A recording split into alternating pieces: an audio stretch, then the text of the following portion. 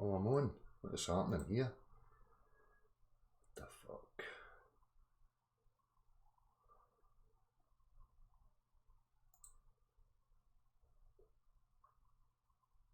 How's it going, people? I don't know what happened there. What the fuck's happening? I must have pressed that before the time had run out or something. I don't know what happened there. Can you hear me? Hello everybody, can you hear me?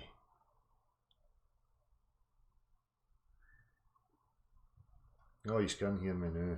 Don't know what happened. Microphone wasn't working and then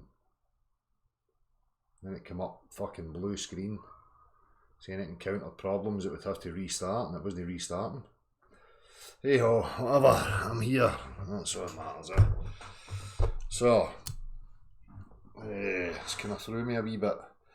I'm not going to present anything this evening in regards to what I spoke about the last time. I'm just going to have a wee chat through some of it, talk about bubbles.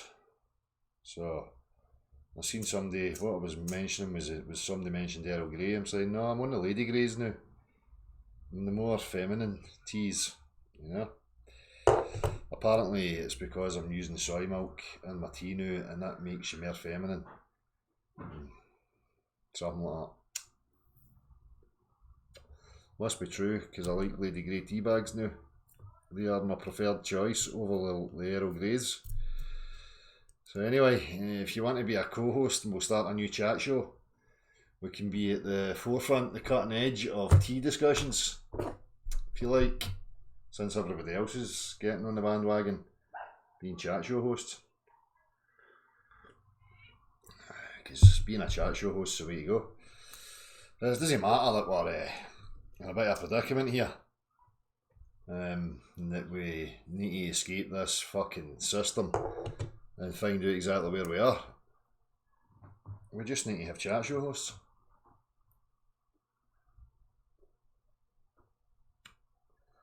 I'm having the up. How do you know I've not already had that? According to some people, I am already there. I can't remember if I'm really, what is it? If I'm a guy that turned into a woman or I'm a woman that turned into a guy. I don't know. Do you ever notice that? I said this before. Everybody gets up in arms and has a real issue with that whole thing about, you know, a man turning into a woman. It kind of takes the focus away from people that are women that have turned into men. You know? Not that it's any of my business anyway, you know, but I find it kind of funny that everybody rattles on about men turning into women. And they've all got a problem with it, but nobody seems to have a real problem with women turning into men. Bothers me that, you know.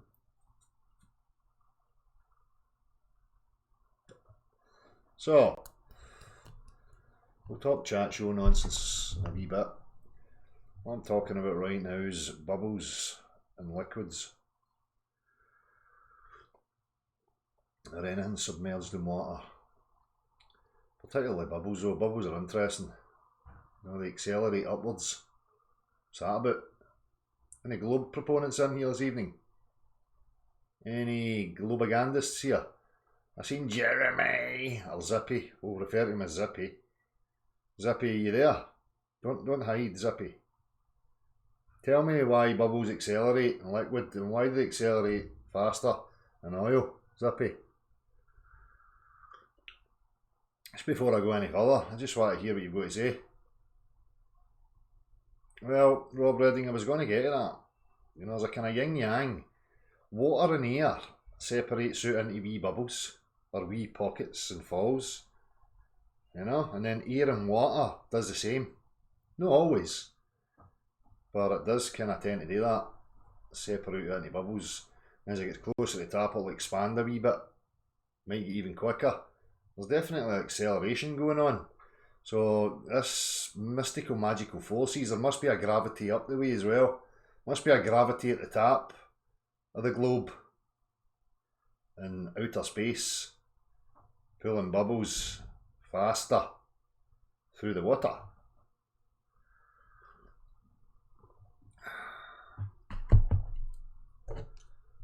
No, Zippy, you went quiet, sir. that we? No, I'm not feeding them.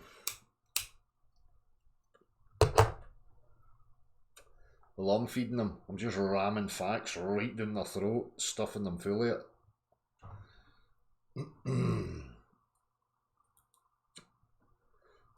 Well, aye.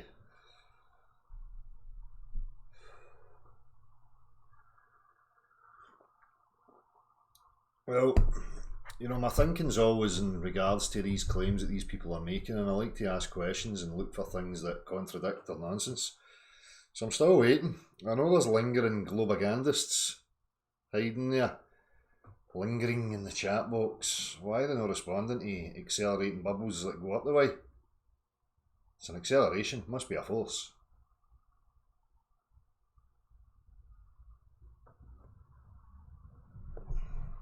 Be away Googling it. What does Google say? Surely Google's got something to offer me.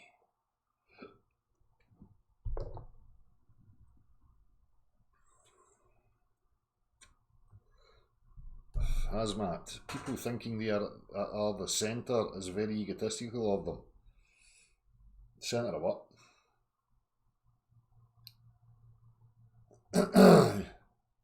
You're the centre of your own being. Are you talking about, you know, this flat earthy thing? That's another problem for me again, you know, get back to propaganda stuff. You know, so many people make this statement, immovable. It's immovable. It's motionless. It's this, it's that, it's the other. How do they know that? How did they get that?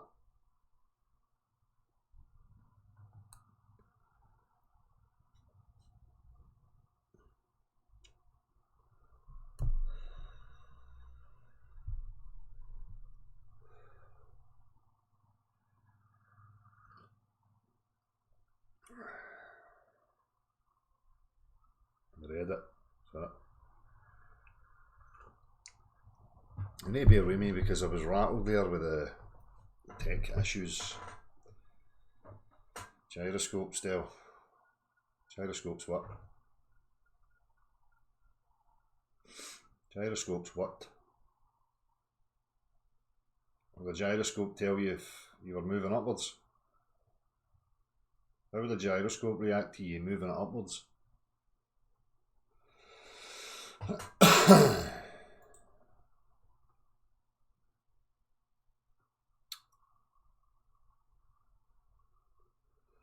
still would really like some Glober or anybody to offer up what they understand in regards to bubbles accelerating upwards. So hopefully everybody's quite clear now on the facts, on the mechanics of motion and acceleration, and that it has to be an applied pressure that makes these things happen. No way to break it. It's a fundamental fact of you and I's, you know, everybody's reality. There's no way to escape these things. So from that, people should then be able to break apart and put it to these people. Yeah, I'm still seeing debate shows and all this stuff going on, you know, where people are not putting things into the proper context and asking the right questions. When we've got these people rattling on about pulling force, causing motion, acceleration, and all that jazz. So people should understand through physics, through, you know, understanding the actual reality that they live in, that there's no such a thing. So when people are going to start invoking motion and acceleration, they can't just start bringing in fantasy, imagination stuff that they get an image of through the TV screen. That's not how this works. So where does that put us in? So I was having a discussion yesterday again with Marty about this.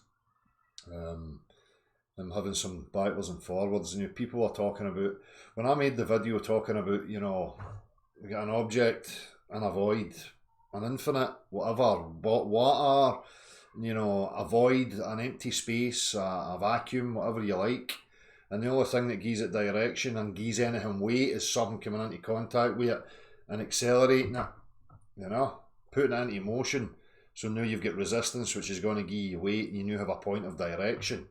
Okay, so people were talking about how, oh, but that would have to exponentially accelerate, like it would have to keep accelerating in order to keep that. No, it wouldn't.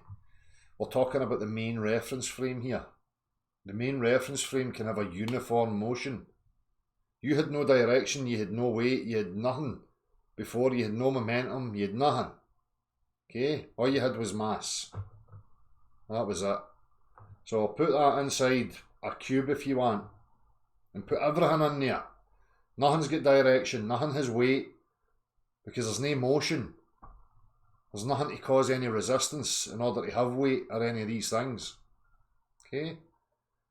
So in that cube, and you put all your stuff in there, you can put objects in there, right? Still don't have any weight, because nothing's moving. And you're not going to put them in, they're going to fall at the bottom. You know, you're already postulating here. We're talking about stripping back the claims and going right back to their nonsense, right? So you put everything in there, your gas, you know, rocks, whatever you like. Then that starts to move. Now it comes into contact with things that are in there because they're static. The reference frame is the thing that's moving. Now as it moves, the flow rate comes into contact with everything else. It compresses everything, it gives everything its weight, everything starts to separate into its density layers, and it has a uniform motion. And it can be a steady 21 miles an hour. It doesn't have to exponentially accelerate. People are thinking in terms of being here. So if I was to postulate, okay, the Earth's doing this, right, and that's what gives you your direction and gives your weight, because you've got more dense things beneath you that resist you. So that's what denotes your weight, and it's steady. Okay? Where was I going with that? Aye, the acceleration thing. As long as it's uniformly moving, you're always going to have that resistance. But people, again, when you're in this reference frame, people are talking about cars accelerating and blah, blah, blah, and G-forces and how you would need to constantly keep up the acceleration in order to keep feeling that pushback. It's a totally different thing.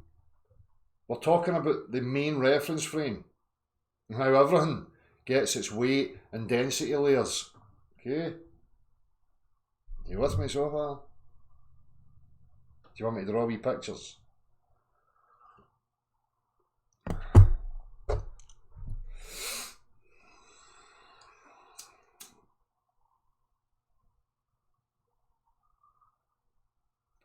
Well, think about it like, initially, West Coast Wisdom, think about a train track.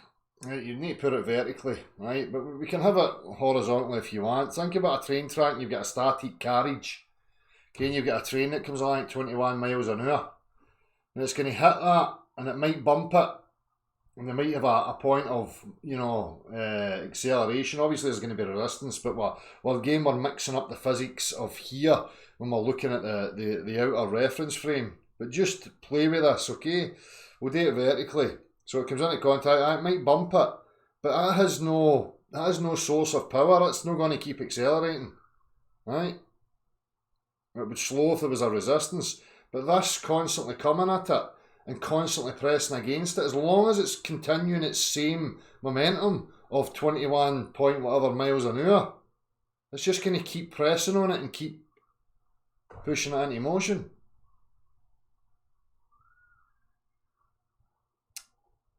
What am I on about there?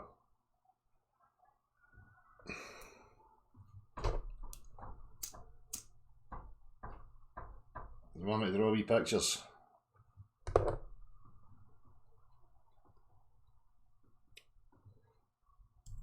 So what gives things weight? What gives everything weight? What is it that gives everything its layers of density? Somebody else offer me up something here. No fantasies. Something that we can work with, something that we can understand mechanically.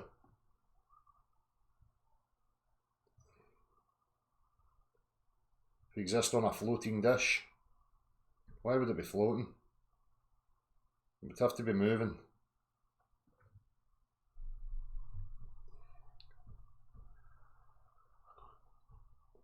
Well, this is the thing beyond belief, this is where people misconstrue. You know, we're breaking apart the mechanics of motion and acceleration and looking at how reality actually works.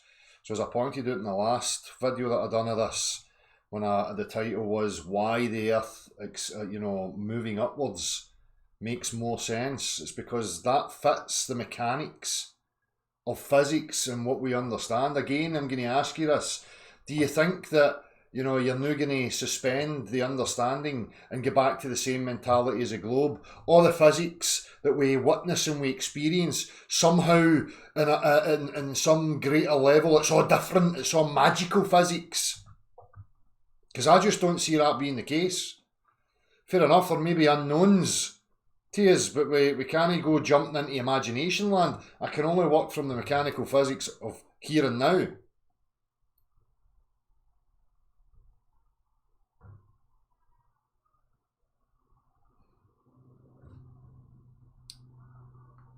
Right, so Baron Bronskevich, what gives all these things their weight and the density layers?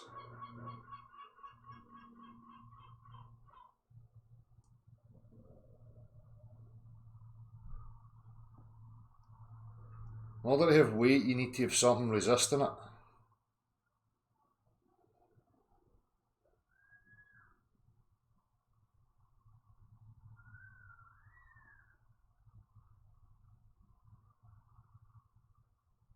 But flat enough, I'm not saying there's an acceleration. Listen carefully. I'm not talking about postulating acceleration. Uniform motion is what's been postulated, not acceleration. I'm not saying if it was the case that the Earth, the main reference frame, is getting faster and faster and faster and faster and faster. That's the morons that are thinking like that, because you're dealing with, concepts and physics of in here. I'm talking about the main reference frame. The main reference frame doesn't have to constantly be accelerating more and more and more. It's the main reference frame with its uniform motion that gives everything its weight, separates everything into its density layers.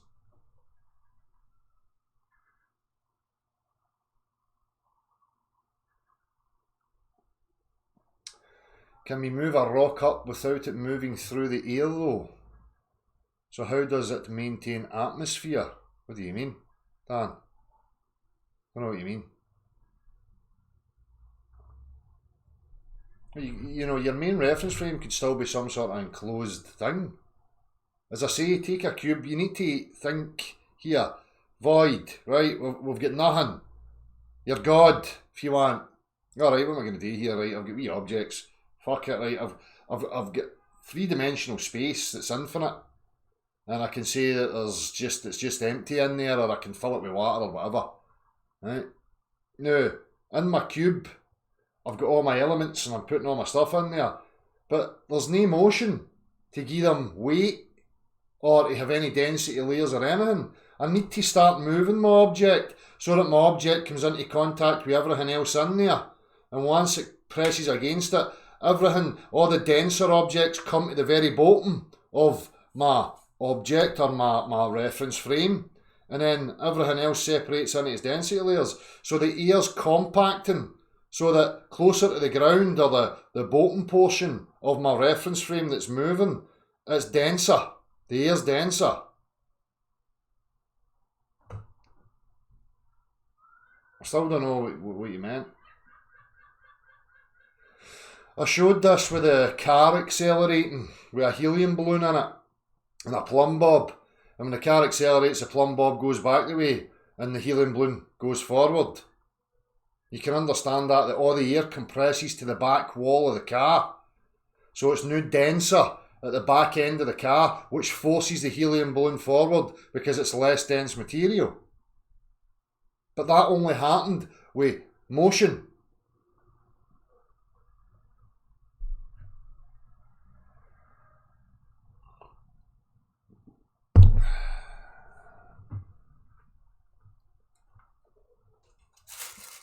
I think people need wee pictures.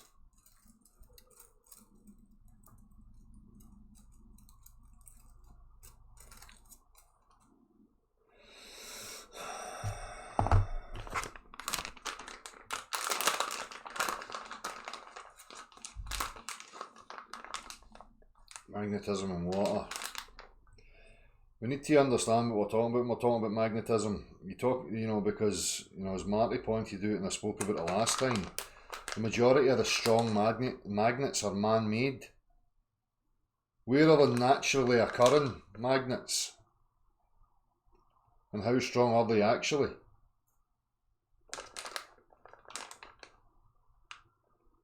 Individual perspective. The point is that I'm breaking apart the nonsensical metaphysics that is the heliocentric globe concept. That's the point. If you're not interested and you don't understand, you can just fucking go and watch something else.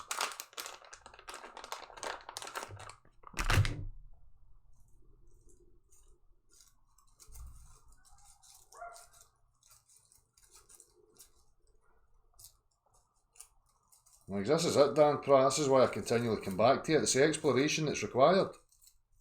Constantly. But while I'm waiting for exploration, I'm not going to stop thinking. I'm not just going to sit back and go, oh, right, we need exploration. Now I want to be a Tinterweb celebrity chat host, show host, and profess how wonderfully amazing I am, and windswept and widespread, and how many souls I've touched with my immense spiritual being and all that fucking garbage that all these clowns are up to now. Again, all this stuff just points back to what I said a long, long time ago, that this is controlled release. This will be released only when they've got control of the narrative. And us rogues, us people who are the real grassroots, don't fit that narrative.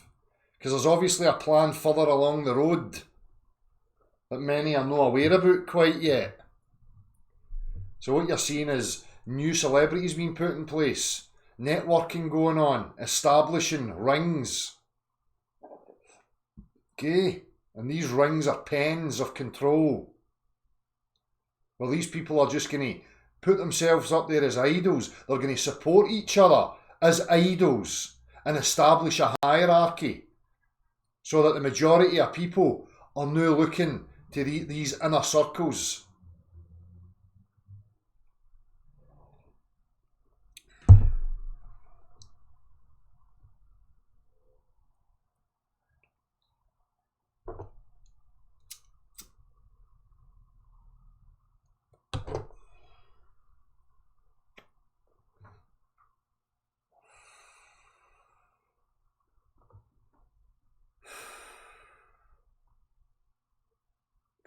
Experiments. Look, each to their own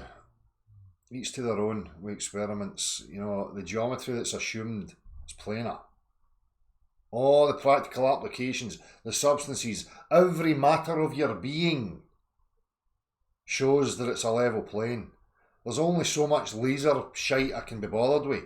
As I said before, the only thing I'll go on board with right now is if we can get a firework with enough power to fire it up as far as we can get it. So if we're going to start, experiments and fucking GoFundMes, let's do that. Because that'll tell me a lot more than shining lasers across level water. It's a waste of fucking time. So it's pulling your camera out and going, oh look, I can see stuffs. Wonderful. I know, the water's level. I established that a long time ago. The geometry assumed, level. Established a long time ago. Your eyes, spherical. Vision, spherical. Let's get a firework. Fire the cunt straight up.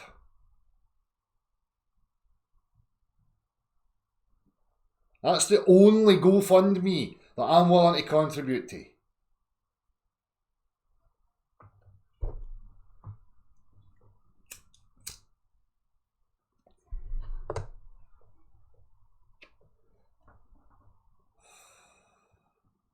Cool, FPV Angel.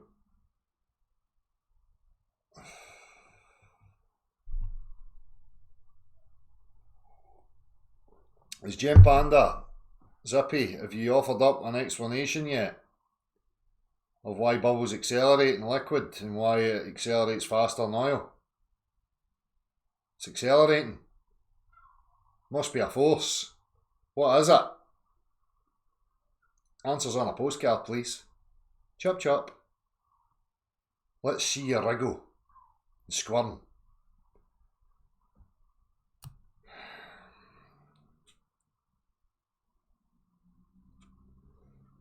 Mad Mike.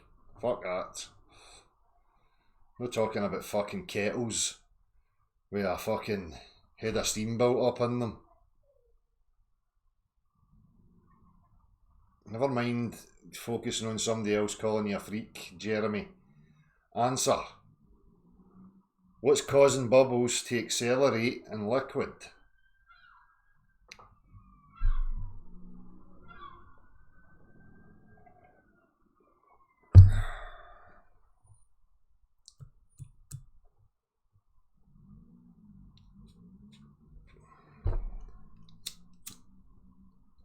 No just one camera, Angry Buddha. Many cameras.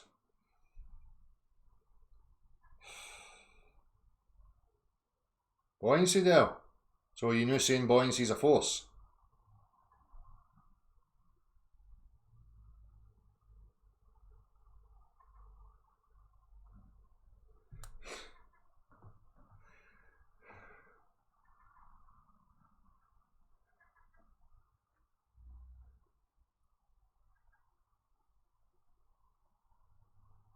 Because the mass at the top of the liquid is less than the stuff below it. They're talking about pressure, Kill Steel.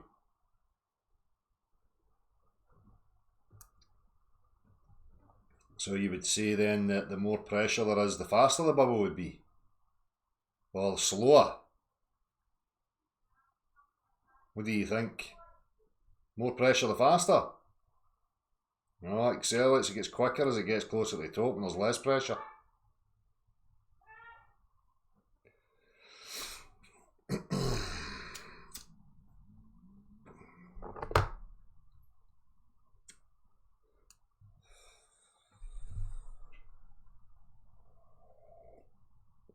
Oh, it's a reaction force. Reaction force to what?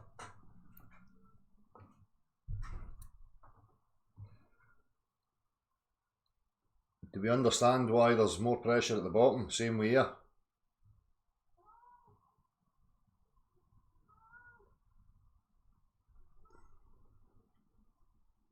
Less it's up for it to break through. Less resistance. So it is a force. I thought it was a reactionary force.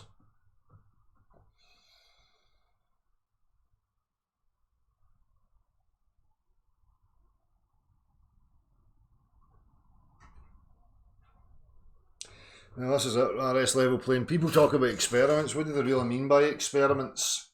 Because again, I'm sick of this. You know, it's still the same. People are no separating the geometries of vision to the tangible, three-dimensional realm. They're no stopping and halting people in their tracks when they're invoking pulling as a force that causes motion and acceleration. They're still perpetuating the bullshit, which should tell you something.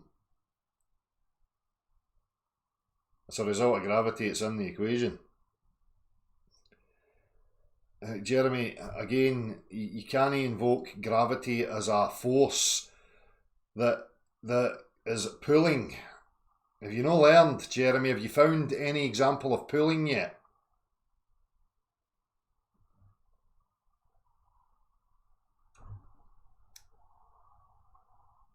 Say an equation that's in the equation is not an answer.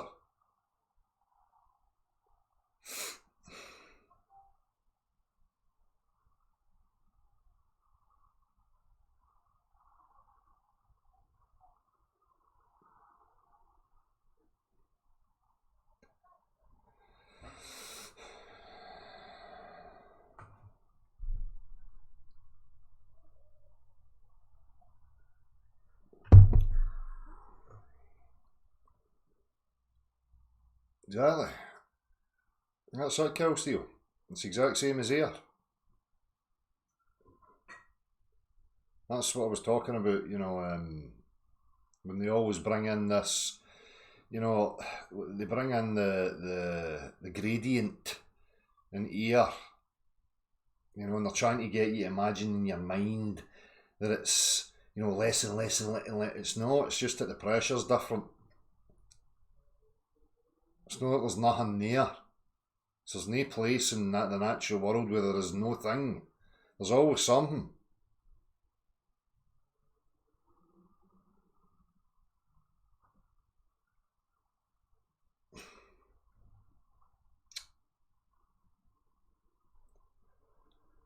Well, I could say it's the exact same reason that the helium balloon goes forward when the car goes into motion. Well, it's the reference frame that's in motion. It's pressing against everything, that gives everything its weight, that separates everything into its density layers. Because without that motion, you're not having any of that. So I would say that. I can just take the whole heliocentric globe claim and just turn it around and say it's the Earth that's moving. And it's in uniform motion. And it's not meeting any resistance, so you wouldn't know.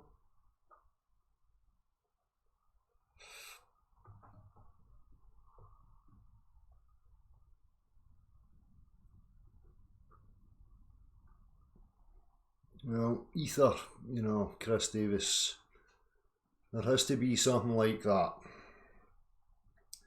There has to be a base to the whole lot.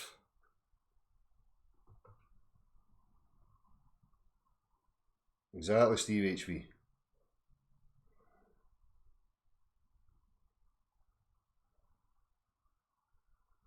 I don't need a class, I need a demonstration. Remember those there? What are you talking about, Jeremy? What are you talking about?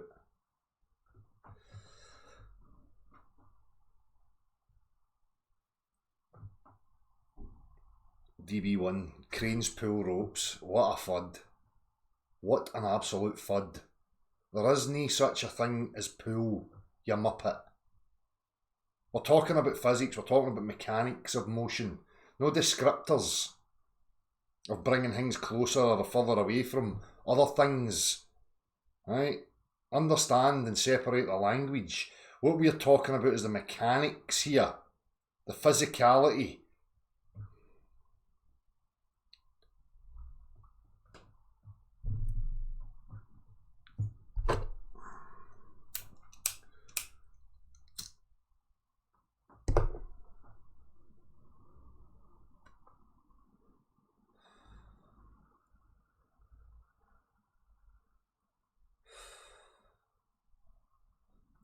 So,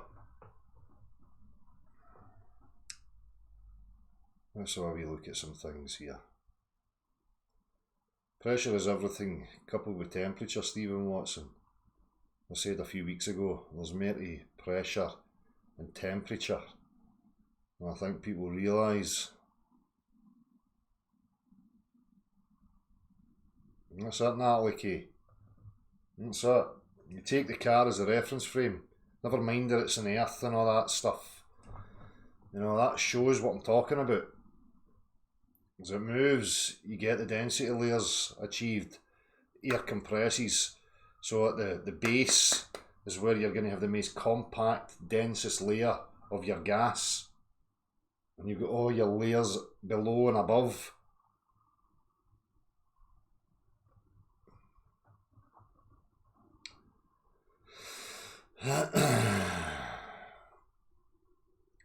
Was to sit and make proclamations that defy all of known fact. I would like more than your empty proclamations demonstrate that this is true. Demonstrate what's true. It's no people like me that make these proclamations, Jeremy. I can back everything up I'm saying with practicality, and I have done. You just want to ignore it, son. Because it doesn't fit your wee religious narrative. That there is no logical alternative. Look, Jeremy, I'm not interested in your linguistics, son. I'm talking about physics. Talking about the mechanics of motion and acceleration. You can dance and squirm all you like. It's not going to change the facts. You cannot demonstrate a force known as pull. It doesn't exist.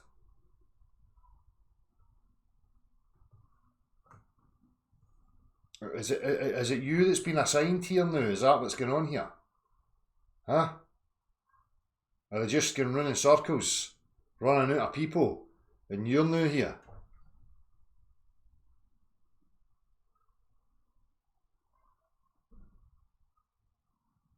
So, okay, show that this is true and the current explanation cannot be true. Everything else is just a relevant opinion. It's not an opinion. It's been demonstrated to you. It's not my fault if you're too lazy and intellectually dishonest to understand. Maybe you've just not got the capacity to understand the mechanics of motion and acceleration. Listen, you're invoking pull as a force that causes motion and acceleration. It doesn't exist in the objective world. There is nowhere that you can reference to demonstrate pull to me. So you're the one, remember the globe's a claim that I was born into, it's a globe claim that I'm dealing with, and it's invoking pulling as an accelerative force. Now, you better go and get some practical demonstration of pulling and demonstrate that there is such a force as pull. You know you can't. So, back it up. If you want to prove to me that there's pull, show me it. Give me something right now.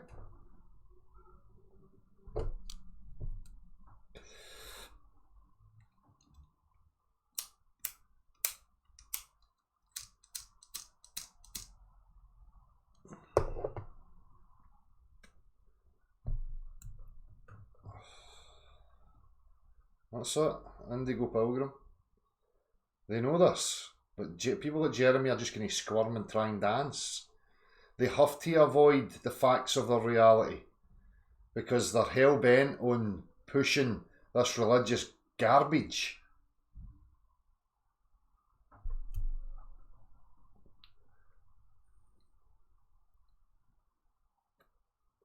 That's it, flat with bear.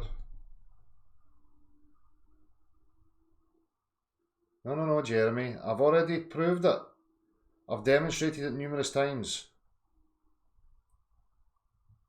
And there's Execrate 200 who made another video. I'll maybe show that shortly. Demonstrating the mechanics of reality and motion and acceleration. It's unbreakable. That's how you enjoy the privilege of getting into an automobile or a train or an aircraft or whatever. It's how you enjoy the movement of your body. To get up and walk about, open doors, pick your nose, give yourself a wee push downstairs. So it's the burdens not on me.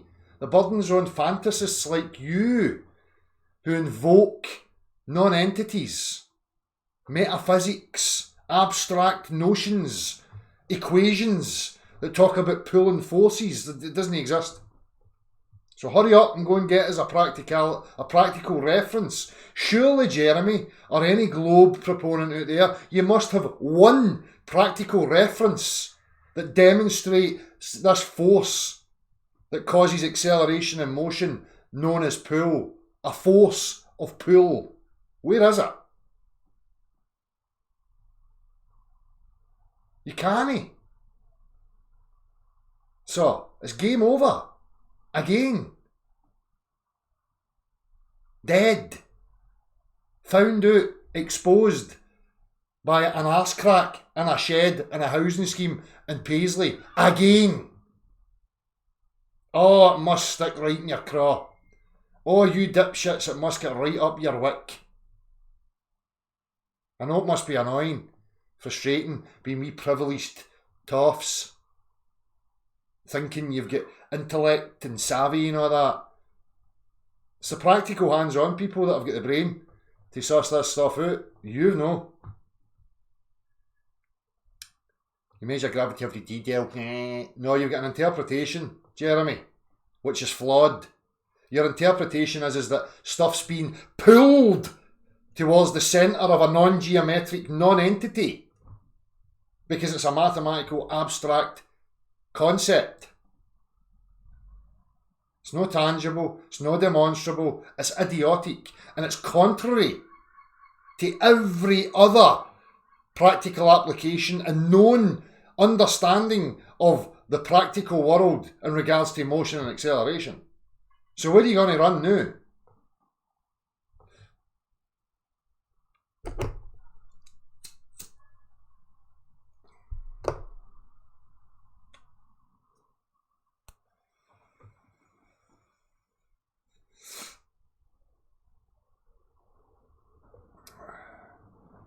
What's Shane Conning talking about?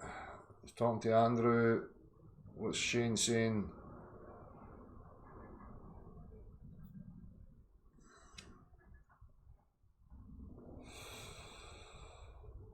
Well, this is it, Mr. Rizzle Bizzle.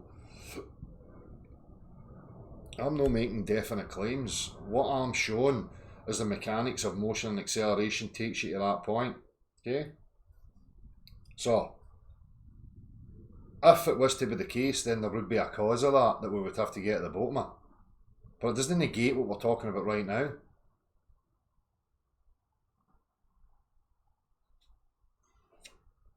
Gem Panda, I've shown. What experiments are you talking about? They're established facts. He's just, look at this is them dancing. He's just going to keep repeating this experiments. It's everywhere. Nothing moves, nothing accelerates without an applied pressure. Push. Nothing. Absolutely nothing.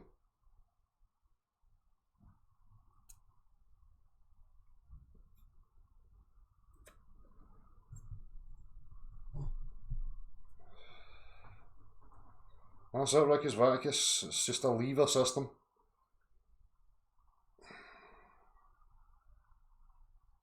But this is the problem with guys like Jeremy and the majority of these globe proponents. They're just wee guys that have spent the majority of their life on Tinterwebs and cyberspace, listening to language and images, and they don't have any practical hands-on experience of the real world and how it actually works. They're not interested because it doesn't fit their fantasy. They're mentally ill. People like Jeremy are mentally ill. You're seeing it here. You're disagreeing with me, Jeremy? You're going to keep saying gravity, and under your definition of gravity, it's a pulling force. Am I correct or not? Jeremy, answer. Is gravity a pulling force?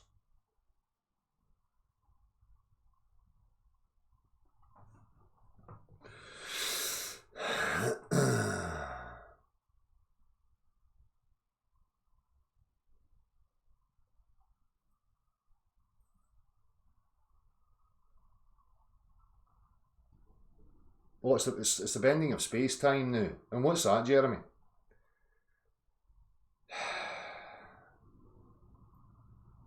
Now, we were all mental LV Thomas, exactly, but Jeremy's is woefully. See, this is the thing. Guys like Jeremy, I don't think are. I think guys like Jeremy have to keep perpetuating this nonsense, which to me makes him a criminal. Right? Because he's actively trying to deceive people and disempower them and lie to them about how the mechanics of their reality actually work. And he's out here spreading disinfo, getting involved in talk shows, getting into debates, and asserting all this gibberish. And trying to pass it off. It's just pseudoscience, it's nonsense. You can think of it as a pulling force. No, you can't, Jeremy. Even if I've got an object, a mass with a weight to it, and I put a decline on it, it's the weight that pushes it over. What are you going to say? Again, there's an infinite point of nothingness. Non-geometric. No a substance, no a thing.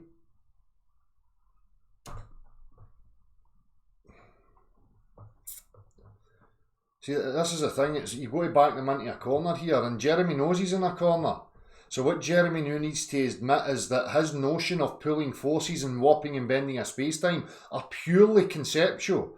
They're abstract mathematical concepts. They don't belong in the real world. They have no relevance to the real world whatsoever. So why is it applied to this notion that the Earth's a sphere?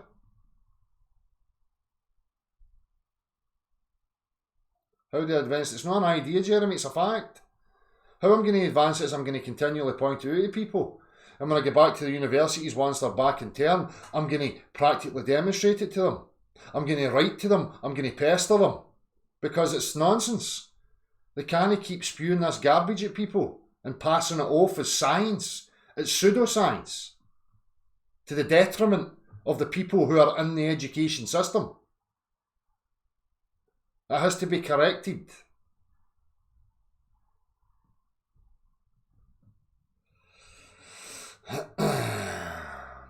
And people asking why do I do these things, because the same incentive as always, people, to empower you, to help you to be able to understand this nonsense, to break it apart properly. Because is this not what you're trying to achieve? Are we not trying to change the place? Are you not trying to affect your children and the people that you care about with real informed knowledge, aspects of their real life? And have the ability to articulate that to them?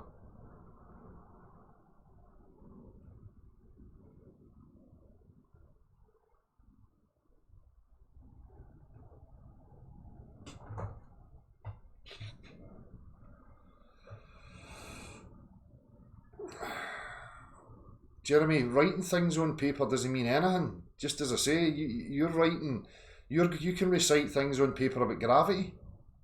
Pulling force doesn't exist. So what's that going to achieve? What's going to make it happen is when people that you are intellectually honest enough to adapt and change the bullshit that you keep spewing out. And when you're involved in affecting people who are listening to you, you're informing them of the facts and know your gibberish.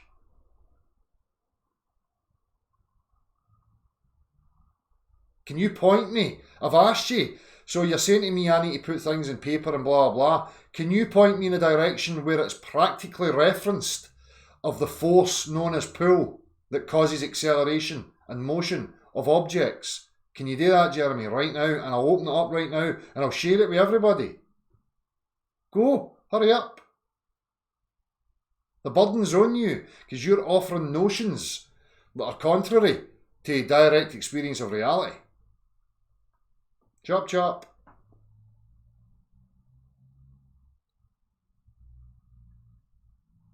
Go and get me one, Jeremy. Hurry up. You can use all that gibberish all you like.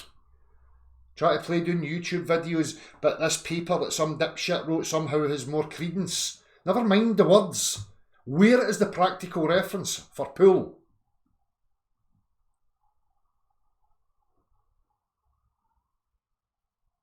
Jeremy's not to be ignored. Again, people, this is, again, just to highlight how you deal with these dipshits, how you put them in a corner, and then that's how you crack them.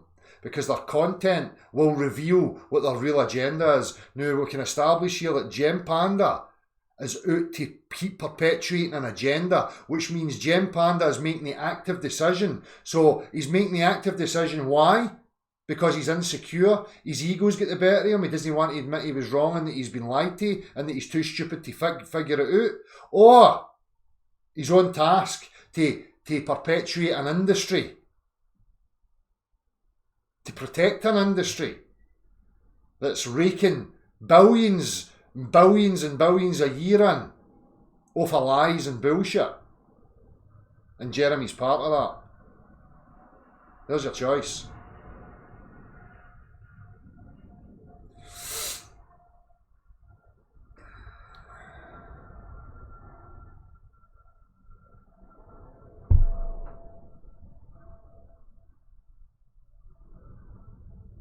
It's not Shelley, I don't care what Gem Panda thinks. This is what people missing. People think I'm emotionally involved or invested in guys like Gem Panda. Come on to fuck. I utilise and use them for the benefit of people that are wanting to learn. How you deal with them. How you break apart their bullshit. He's just a useful idiot. I don't have any emotional investment or care about Jeremy. It's his bullshit content that's the issue.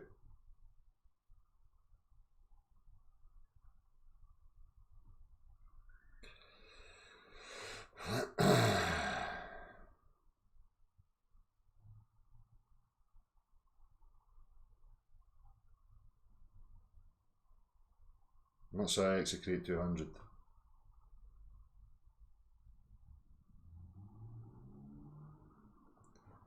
These people are irrelevant. Again, I'm not interested in these people. My only interest and the reason why I do these things is for the benefit of those that are wanting to learn, that are passionate about what the truth actually is, and care for truth, because that's what we need.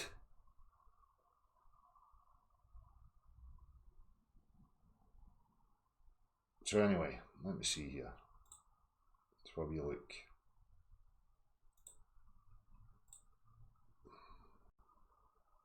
Bubble Trouble. A glass puzzle from Victorian days, reproduced like a little sausage with 3 sections and A little sausage, call it Jim Panda. water, but with some bubbles, air bubbles in it. How do you get the bubble into the centre? Just a single bubble in the middle. You can try tilting this way and tilting that way, and nothing quite seems to work until you happen to spin the item. And then what happens? A single bubble in the centre. Does anybody know why? I know. Centrifugal force is forcing the more dense material to the outside, which forces that into the central point.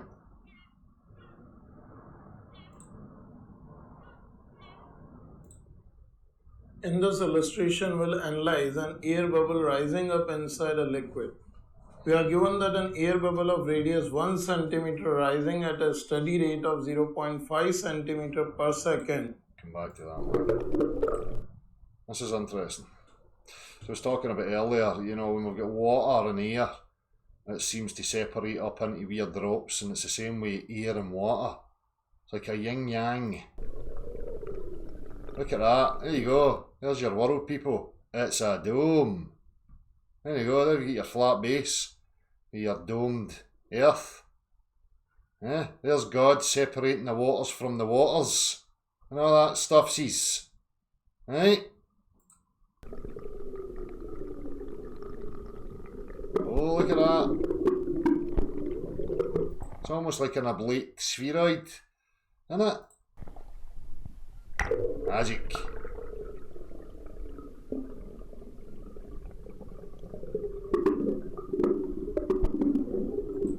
What if the water was infinite?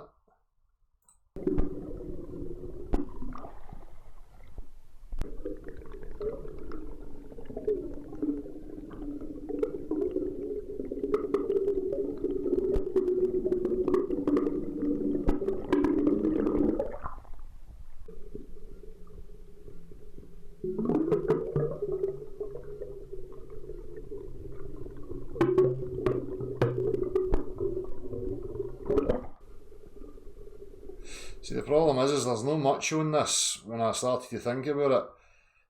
You go and try and have a wee look at it. So I'm going to do some wee tests myself just to see how things behave. I'm going to get like a long cylinder.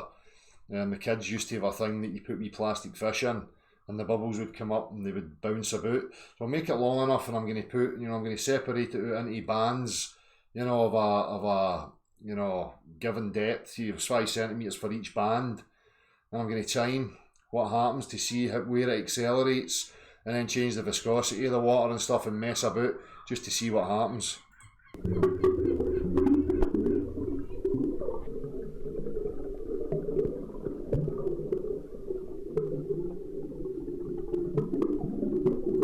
So again, look at this. We've got this nonsense. This is the thing I was talking to people about. I was telling you about before. Well, I looked into what this guy's up to.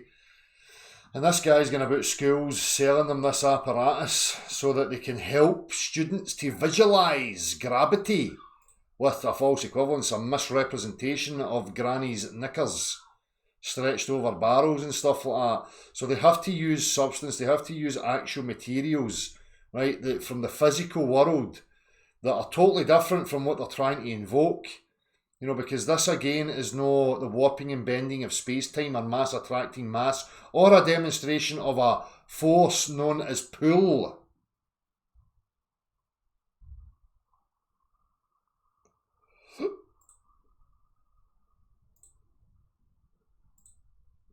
That's me, what am I doing?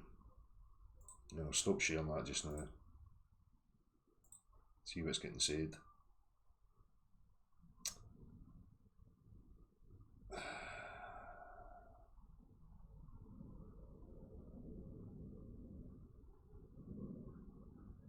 So Dell's proving what?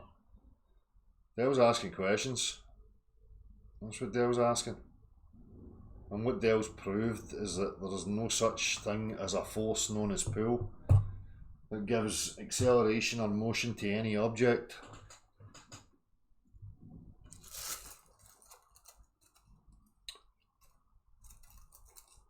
So, anyway, let's just jump about a wee touch here. We'll come back. I'm going to keep hammering the push-pull thing, and I'm going to go back to, using practical references. In fact, I'm going to share Andrew's video right now, and I'll use that as a wee practical reference. Okay, just to really hammer home and hope that it solidifies in people's understanding of motion and acceleration and what's needed to achieve such.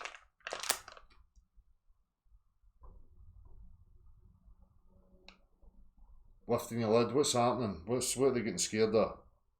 I missed it, so don't run away. Just post it again and let me see what it is. Muscles pull? No, they don't.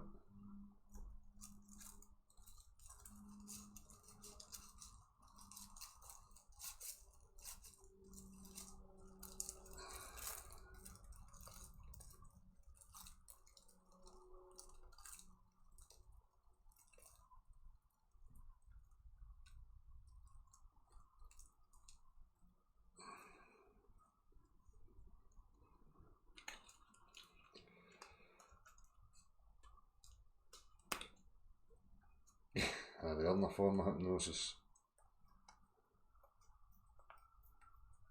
Yes, that's it, Chris Bones O'Neill.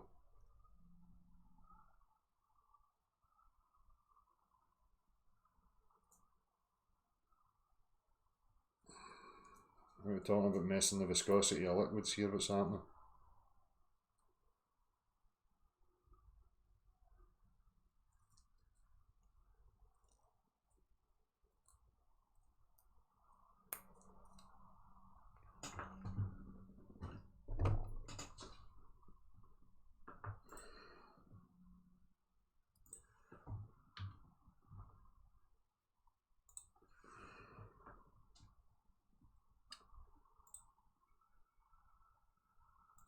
So let me just put Andrew's video on, because Andrew has he's good with using the wee animations and stuff that I'm shit with, but he's managed to put it together to make the point. The wheel is often praised as man's first invention. Roller bearings, ball bearings, journals, shafts, gears, pulleys, sprockets are all descendants of the wheel. However, the wheel stems from an even simpler device, much more profound and integral to civilization. So let's say that we wanted to lift a 500-pound rock or put it into motion. And the best that we could come up with was being able to apply a pressure of 100. If we take a pole and position it over a pivot point or a fulcrum, so that the side that we apply pressure to is 5 times longer than the lifting side, we can now lift our rock. This basic idea is the foundation for the simplest machine, the lever. Known as mechanical advantage or leverage, this simple machine allows us to trade distance of travel for force. If you take the fulcrum or pivot point and move it completely to one end of the lever, and then duplicate it repeatedly with each copy using the same fulcrum or pivot point, which is now known as an axle, a new simple machine is formed, the wheel. Wheels enable us to multiply distance, speed, or force based on how much leverage applied pressure we put on their center point or axle. So with an axle attached to our wheel, rotational force known as torque can be transferred to and from the wheel. much like a lever. If we make the wheel larger in diameter, we can create far more torque at its center point, but at the cost of having the outer edge of the wheel travel a longer distance. And then, if we apply the torque to the center point, then the wheel diameter dictates how far it can travel in one rotation. If we link two wheels together via a belt, chain, or a force transmitting feature such as teeth that transmit applied pressure, we have pulleys, sprockets, and gears. Linking wheels together allow us to multiply torque to rotational speed and vice versa in predetermined ratios. So here with gear A and gear B, we have a 2-to-1 ratio. In order to rotate wheel A once, we need to rotate wheel B twice. This doubles the torque at wheel B's axle at the cost of requiring 2 rotations. It would only take half a turn of wheel A to make wheel B rotate once. The torque applied is halved, but it rotates faster. Machines that link wheels together for the purposes of converting torque and speed are often referred to as gearboxes and transmissions. And all of these can be simplified. So this is an excellent wee example that Andrew's got here as well, just as I was trying to show people. You know, the applied pressure here to push on it, so the cog is then going to come into contact with the inner portion of the chain link and push it here. The tension is then taken up where the chain now comes into contact with the rear section of the cog tooth here and presses on it to push it in the same direction. To thinking about as levers, applying pressure to other levers. So for you guys who are still struggling with this definition of push and pull and not being able to differentiate that from the actual mechanics, the actual physics of what's actually taking place, and to separate that from your descriptions, I don't know what to say anymore. This applied pressure on levers that I've demonstrated here is so simple to me, so simple, and that there's people that struggle with the understanding of this, the simple physical mechanics of what people struggle with is because if they're here going in this direction, this is behind. So when they're applying the force, which is the pressure here, because it's behind them and they're bringing it towards them, it's denoted as pull. Okay, so we understand it as a descriptor of what's happening in regards to the motion. The mechanics of the motion, or what makes it happen, is applied pressure in every case, no way to escape it. It's just how reality works. So again, when we've got people invoking pulling as a force that causes acceleration and motion, it's bullshit. It doesn't exist anywhere. What's happening, and yet they want to profess that they understand the mechanics of the universe. Fuck off. Just fuck off. Exactly. You haven't a freaking clue, you muppets. You want to describe to me the mechanics of how this world and this universe and everything works, and you can't understand a fucking pulley or a chain or a sprocket or a freaking wheel, which is basically a lever. Get to fuck.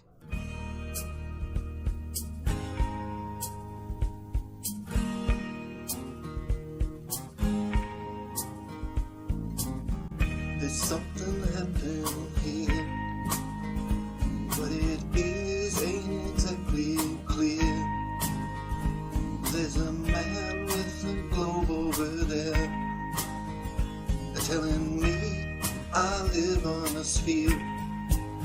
Nothing's done, we stop. Hey, what's that sound? Everybody look what's going down.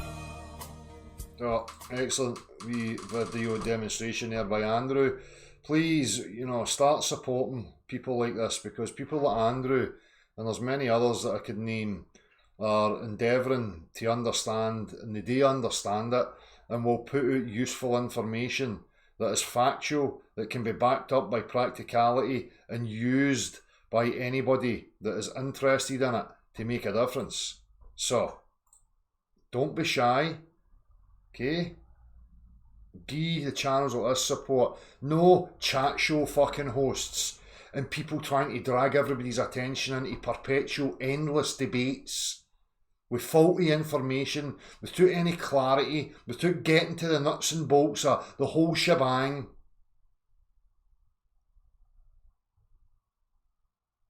You're contributing to these idiots muddying the waters.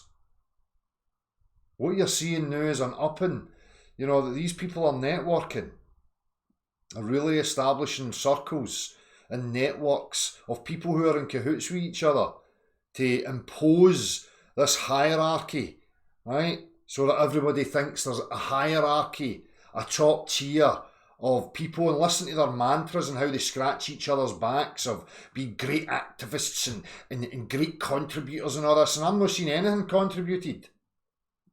None of these people have broken any of this apart. It's all us grassroots people who are really passionate and forceful into the truth. All these wishy-washy fucking cum-eaters. So it's annoying when I see chat show hosts with thousands and thousands of subscribers and people like Andrew sitting there with 354. Know that it's about that. But it gives me a gauge on where the attention of people are. And what games are winning. Because the truth doesn't seem to be that interesting to people. It's not that entertaining. People would rather tear strips off each other or care about write-ups about fucking Tinternet fucking relationships and all that shite. Oh, I don't like his personality, I like her personality. No, wonder what happened. Oh, you know. It's just EastEnders and fucking soap opera fucking dramas left, right and centre. A fucking joke.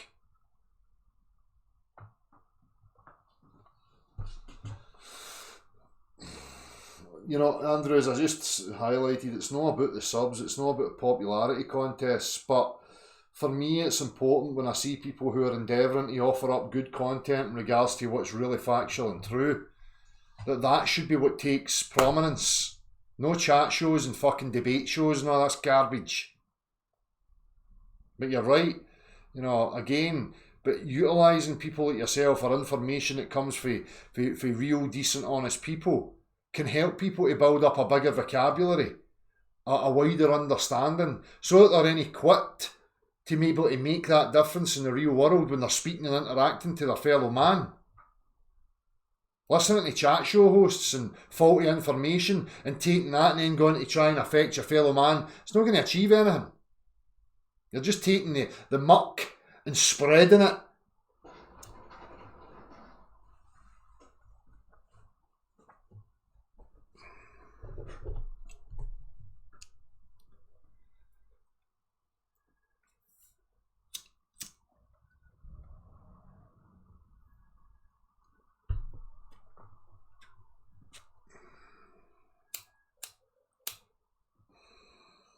No, it's not that I'm concerned about these personalities. What they're up to. Again, I defend their right to do it, but I'm going to express how I see it. I don't think it's beneficial to anything. Again, they're free to get up to whatever they like, and I have no gripes with them at a personal level because I don't know any of them at a personal level. But I understand the importance of this whole situation, and I see clearly what has to be achieved. And these people are no sharpening the tools and driving the arrows home. They're blunting everything. Their need to be for their self-importance seems to be prominent.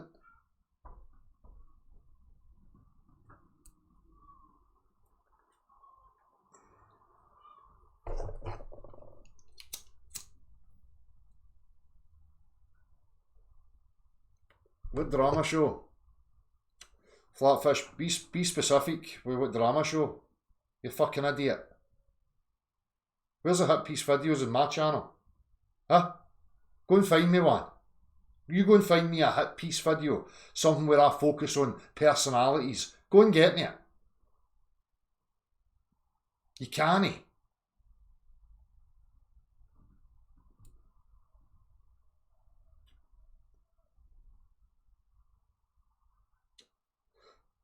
Flatfish is trying to just assert something. He's a fucking idiot.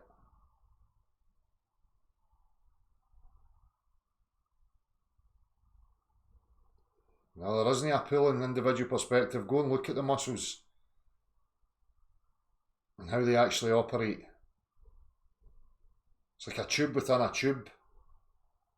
Okay? And it's got wee levers that intersect the outer tube and push on it to slide the inner tube so that you get what you call a contraction. And that will bring your arm towards you and you're going to say it's pulling it. The mechanical motion to achieve that was an applied pressure at every given instance. Every aspect of your physicality, motion, the heart pumping, everything is about applied pressure. Everything's pushing on something else. Your body's a machine. All other machines require one part to be in contact with some other part and put it into motion. That's how a machine works. You take any component away from that, the whole machine falls apart.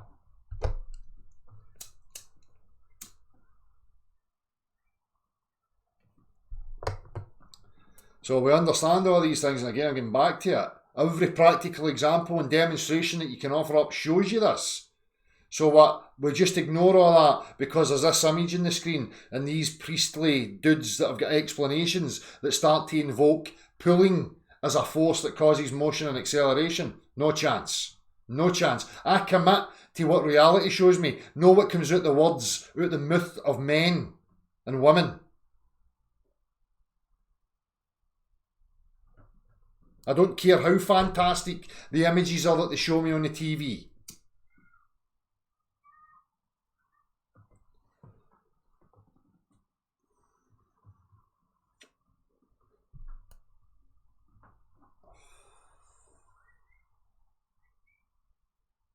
What's that, Gideon?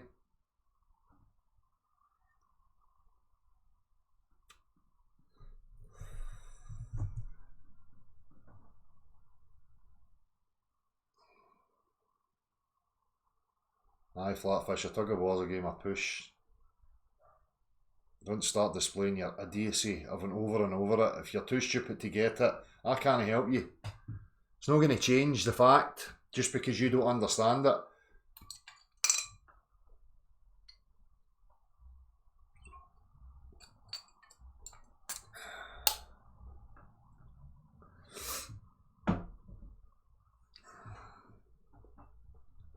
So, as I said a long time ago, for me, there's an air of inevitability that they could never perpetuate this lie. They knew there was going to come a point, and I don't think they're going to manage to achieve perpetuating it with their advancements in visual technology. I think the game's over for them. So I don't know if they had a plan at first to maybe utilise that, but it's not going to work and they know it. So now their other option is to control and steer where this whole thing goes, which is why, as I said before, the influx of the common purpose crews, you know, again, it's always the same. When grassroots starts to happen, they inject it with their people, and their people try and pass themselves off as being truthful and real, right? And they're just there to gatekeep. They're just there to herd people into taking their attention into avenues of fucking nonsense to detract from the severity of the situation. That people need to stand firm in their individuality. Okay? Again, I've spoken about this before. Unity, you know, this stuff. Unity's fine. You know, in a machine-like setting where every aspect of that machine is unified to achieve the goal. But I'm not seeing people stepping forward with that. I've been offering it since day one. 100% truth. No bullshit. No personalities, no propaganda. You see any of that, get fucking rid of it. We need exploration of the objective reality. You need every component of your machine to be functioning properly so it can fulfill the task of the whole. But you don't get any clarity. You don't get any set direction from any of these people. They just use all these buzzwords and phrases and mantras and then sprinkle fairy dust on it with words of love and unity and acceptance and all this fucking cack.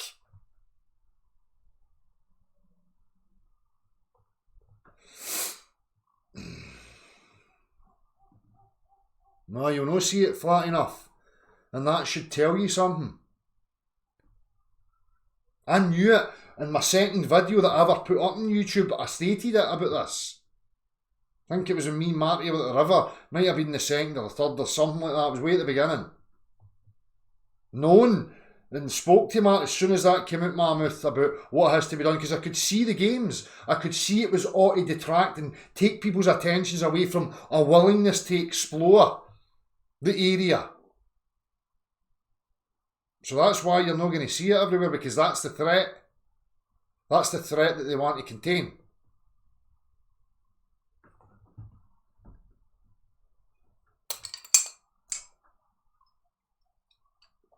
They'll say it, or you'll see one saying it, let's go here, let's get a boat and go there. All under the assumption and the presupposition of a depicted model of a flat earth. That's not going to cut it for me. And you have to be sceptical of, one band of merry men going in one direction. That's just not going to achieve anything.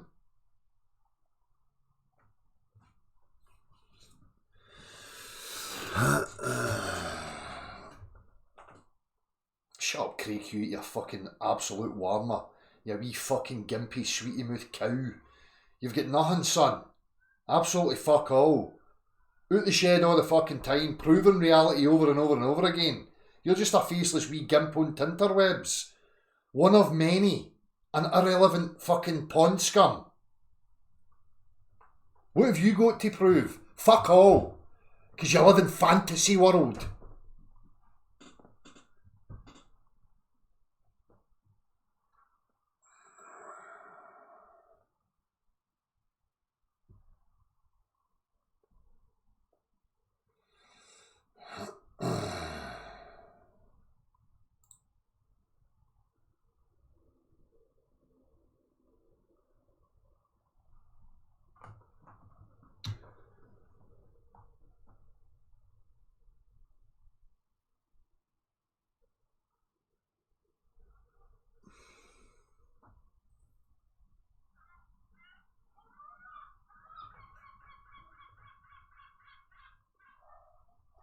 Exactly, have no sphere. But fuck them. Fuck them. It's only important to me that the right people get the information that's useful to them. These clowns are just going to mimic and steal and whatever, because their whole sole purpose is to appear relevant and truthful. So if they see people that are truthful and offering up truth, and they know that it's having an impact, you bet your ass they're going to mimic it. It's always been the way.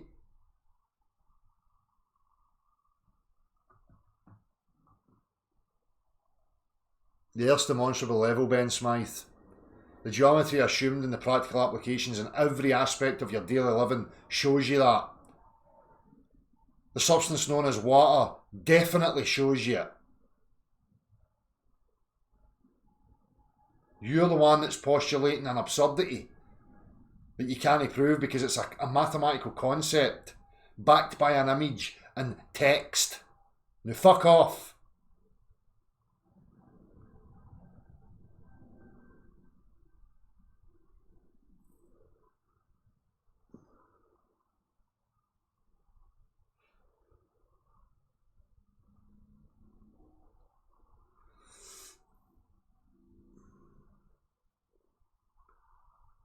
What do I make of Branson? It's just a turd. Just a joke.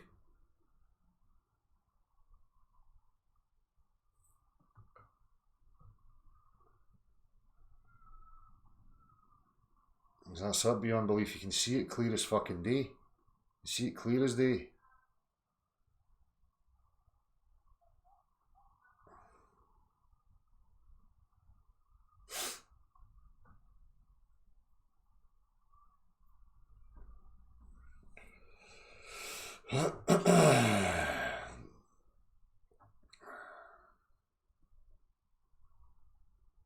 Taking bookings to space.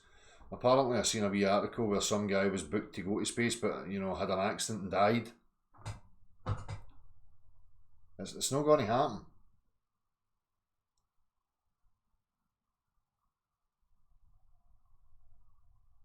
I've seen the control release the day I say tour and all the media attention it got. That's it, mate.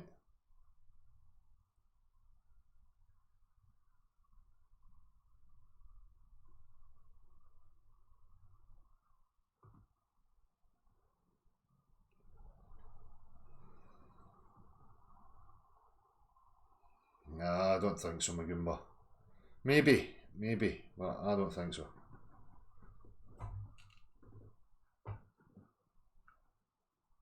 Nah, I've not been back up. I've met a couple of people that know of me from places like the BBC. So they've obviously been keeping up. There's still people within that talk about it. A guy, I can't mind your name, Andrew, I think it was, came up to me when the last time I was at Glasgow University, recognised me, said hello and whatever else. So I'll probably get back up there at some point. I'll need to avoid the Science Centre because they don't like me near there. Exactly, crazy Polish man Dan. The one more orbit cat could not fly over the poles. He just done a circle.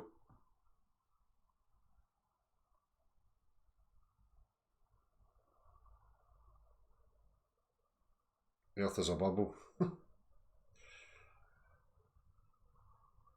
I know, Chris Davis, they took that and tried to lump me in there without consent, without asking me. No, it's no for my main argument for flat earth. It is one massive one that disproves your idiotic notion.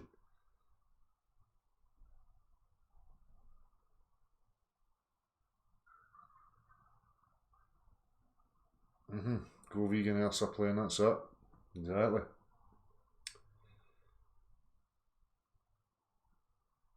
I seen that Boris Chops. I highlighted that one of the last times I showed it. It was one of these dipshits, Flyby or something, sending me it thinking it was a proofsy. Idiot.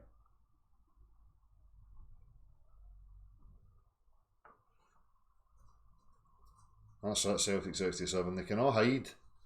They're going to have nowhere to hide.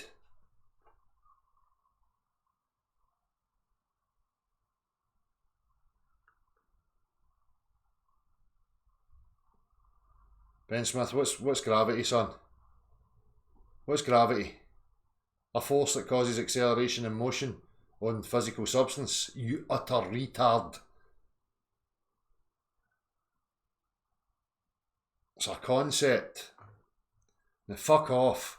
I cannot be arsed with fucking willfully want to be retarded individuals. If you want to run about being an ignorant mong all your life, that's up to you. Please stop trying to impose that onto other people. You're just an irritating, like a wee fucking midgie. A wee irritating insect.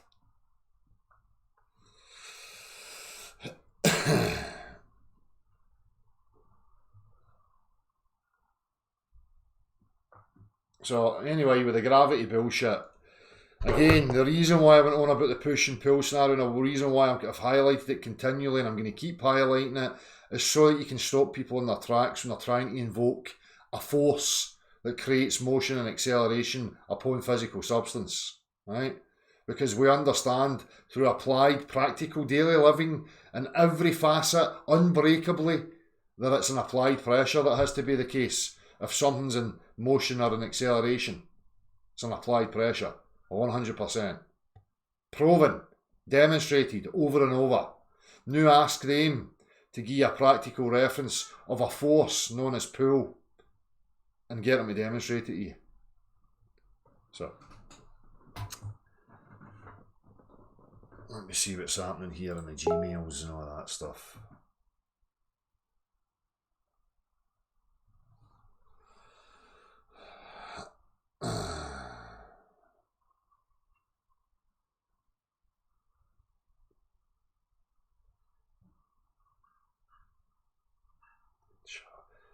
Skyfly, I'm sick of telling these people I'm not interested. They continually send you messages. They're stalkers. He's saying that I'm mentally insane. These cunts just don't let up with their stalking. I think I'm going to have to, notify the authorities. I really am concerned about people like you, Skyfly Bry, and we have photographs of you. Okay, son? Now I'm requesting. I'm starting to get a wee bit worried and concerned about the safety of me and my family, because you and all these clowns that I've got saved over the last 4-5 years, constantly harassing and constantly stalking. I have got an excellent case to show that I'm being gang stalked by dipshits like you, son. I'm not interested in you. You've got nothing to offer. You're a fantasist, a mentally unstable retard. Now away and fly your paraglider, switch the engine off, and prove to us all that there's an accelerating force known as gravity that causes you to accelerate towards the ground. Go and demonstrate it, fucko. Andrew, I'll check that in a wee minute, mate. Hold on.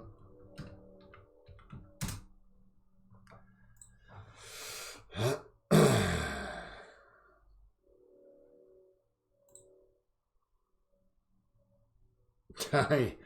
See, if we're on a steadily rising bubble, we're fucked when it reaches the surface. Pop. Aye. See, you're thinking finite. It's finite, you know. Again, I'm not certain that any of these things are the case. The reason, again, I'm going to reiterate it, is to bring it back, to look at their claims from beginning and go through it mechanically. Because we're dealing with physics here. So we're talking about acceleration and motion. That's what we're talking about. So what I'm highlighting is that the Earth moving is more consistent with the mechanical understanding of everything else than it is to jump to an assertion and an insinuation that there's a non-geometric invisibleness that can somehow pull things towards it without physical contact. Absolute nonsense.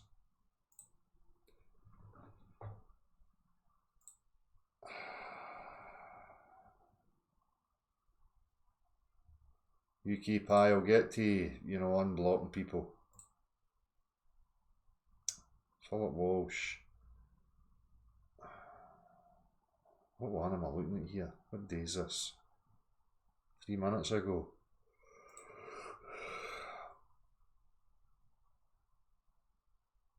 Please review.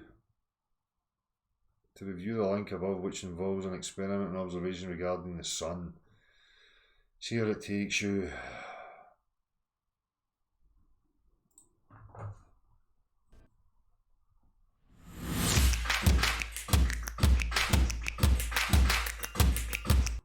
We started wondering what someone would see looking back from the other side, and if he or she would see the same.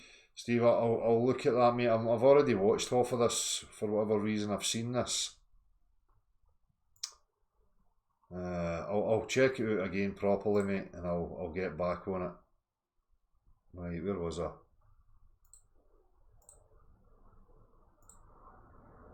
Andrew. Hello everyone. Probably during your childhood, you were told... Hold on a minute.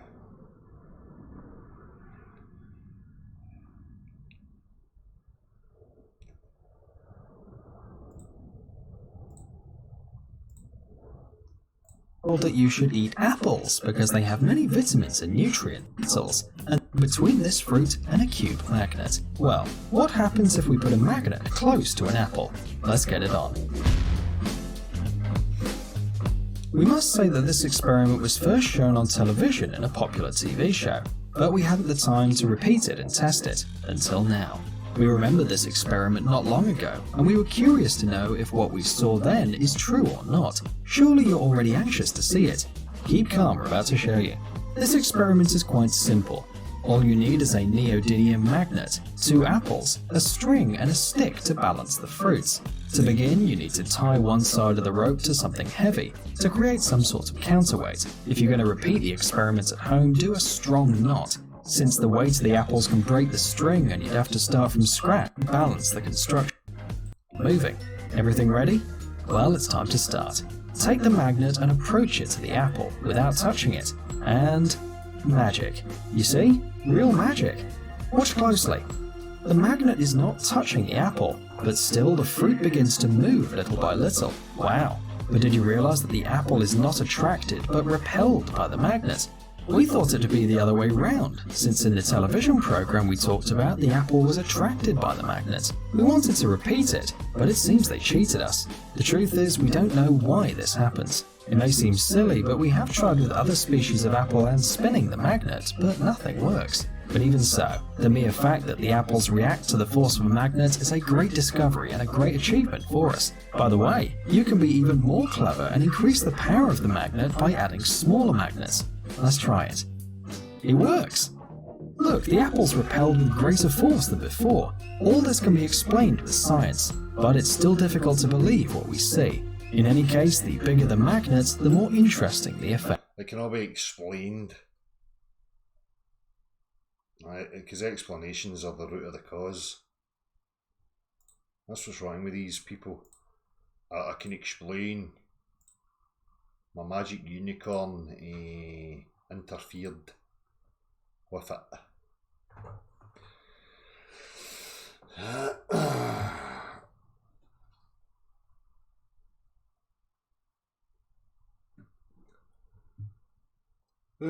Night West Coast. Magnets bend oceans. I'm sure one of these fantasists will assert that that's the case. What will we have? What time are we on here? Let's see, I'll offer up the wee opportunity, as usual, for anybody to come in demonstrating pulley forces and all that stuff. Or bubbles accelerating. Oh, thank you very much. I've still got a wee bit in that. I'll just take it and I'll drink it. I'll accept the damage just now. Spanks. Eh?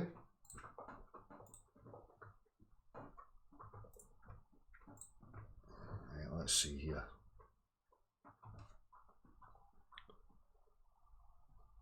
What are you talking about, Craig Hewitt?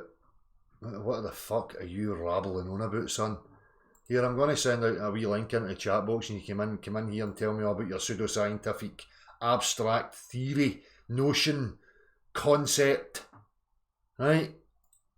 Cannot wait for your superior intellect to grace the platform and put us all right because you've got wordsies.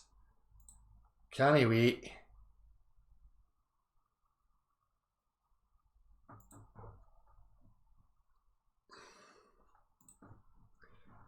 Watch the silence.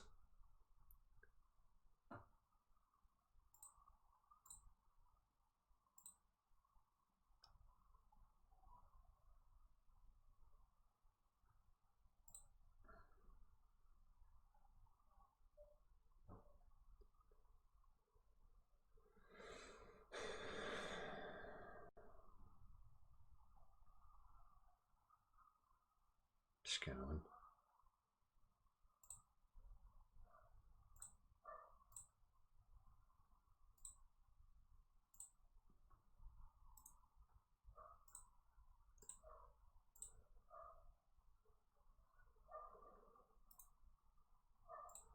Right, let's see all the big brave intellects all bashing away like fuck on their keyboard. Silence. There you go. We're all ears. Can't wait. Put us all out of our misery.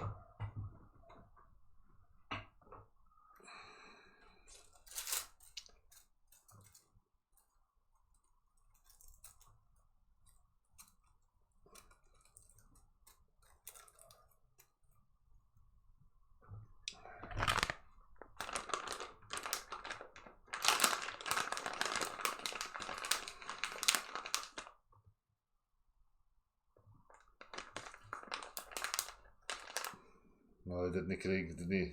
They did a long time ago, aye. They figured out that it was a level plane. And then some fucktards came along and started imposing some gibberish.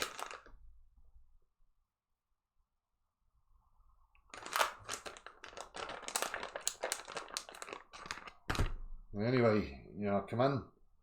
You know, just in case you missed it, you know, I'll keep posting it so you can't say you never seen it or it's not working or some rubbish. There you go. Again, this just proves the point, people. As I say, I'm offering you up a way to break apart their idiotic nonsense. And now I'm demonstrating to you that they have absolutely fuck all. Absolutely nothing.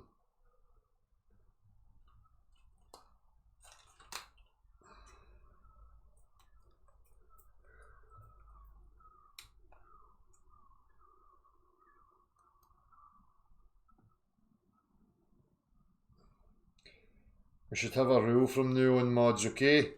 When we get these, you know, smart asses in the chat box, right, bumping their gums, and then when the link's posted and they don't come in, just ban them.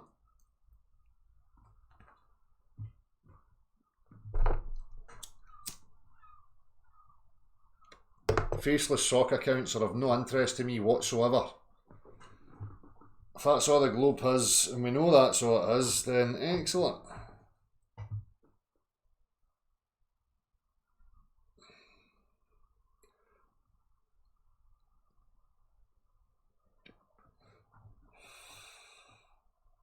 Tumbleweeds.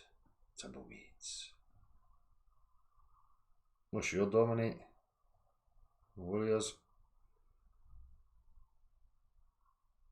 Oh. Give him 10 minutes. Give him 10 minutes.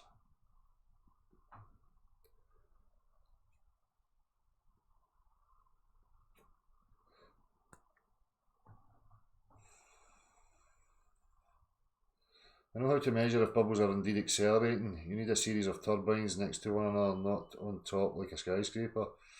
Well, just any kind of chamber, I was thinking, Shane Corning, you know, and just, you know, measuring, say, 5 centimetres depending on the length of tube, and just putting a tape round it, you know, and then I can get a camera that's got the slow-mo ability on it, and we can time how long it takes to get from the bottom to the first marker, and then so on all the way up, and we can time the sections to see how long it's taking.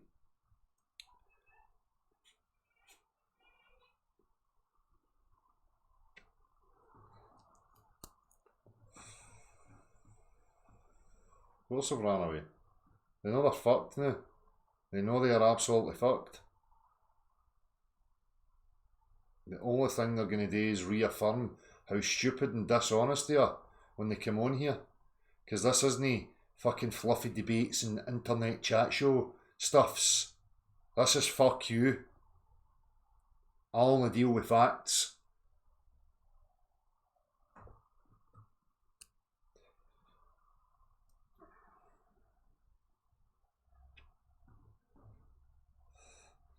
Flat earth female, exactly, Stephen Watson. Good point. I heard that Des is not very good, and what can you say? I can only I don't know, I don't even know what to say. All in feeling for him and feeling for the family, and you know, blah blah blah. And hopefully the journey continues for Des, and whatever's there, whatever he experiences is going to be much better than this anyway, you know. But Anne, aye, I mean, it's great. I put a comment in Anne's, I mean, that was so inspiring to see the attitude and the upbeat, you know, attitude, and no willing to lie down, and people offering up their help, people coming from, you know, all over the country, people sending stuff. Lee Hayes and other two guys that I'm not going to mention, or Terry Hayes, whatever one you want to prefer to be going by, you know, people like that, jumping at the opportunity to help. These are strangers, you know, these are people that don't even know you, But when the chips are done and it comes to the crunch, these people are stepping up to the mark to display, you know, for me, the best qualities of the human aspect, the human spectrum, you know?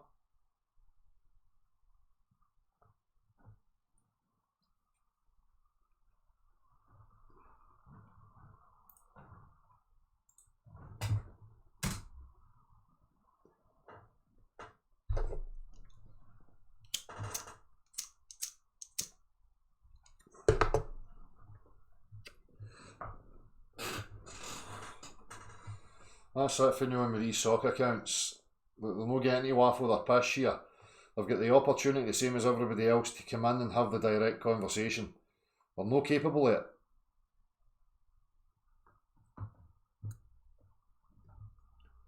Again, I can walk into any of their places and make the assertion and the claim that the only force known to us that creates acceleration and motion is applied pressure and push.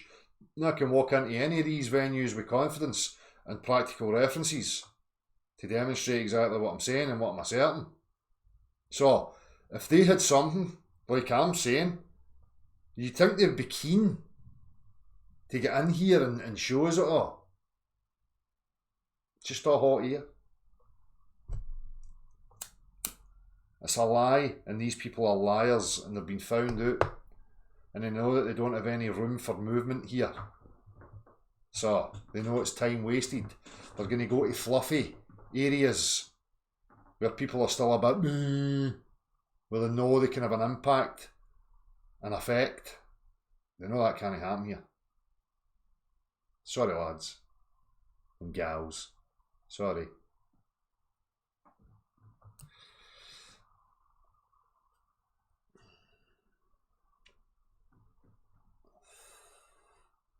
The only thing they can engage in is propaganda. The only thing they're going to engage in is misrepresentation, hit piece videos, focusing on your personality, your delivery, your characteristics, moments when you were angry, moments when you said things out of anger, blah, blah, blah, blah, blah. They have nothing factual in regards to objective reality. Absolutely hee-haw.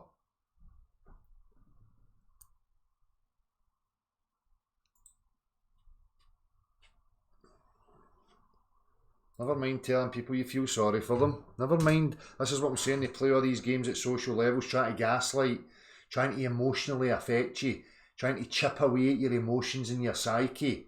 Because they're predators.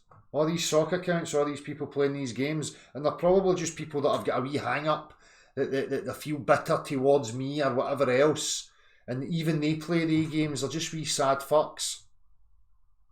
They've not got the cojones to come in and say it direct or say it to you in face. It's just all a game.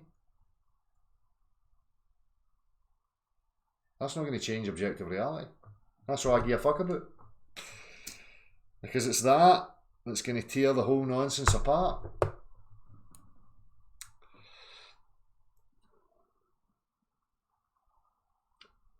Can't hear a fucking thing, Magumba.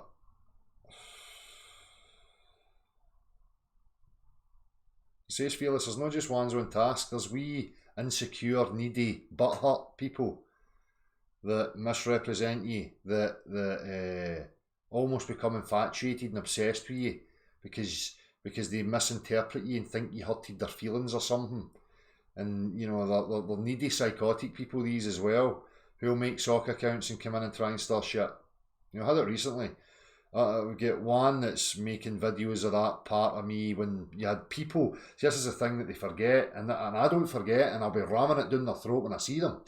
That, you know, when I was angry and I said, I'm going to shag you, and I'm going to shag you so that you know that I'm dominating you. This was in regards to people who are discussing my children openly online amongst other adults and discussing my children's sexuality and my children's looks and all that stuff.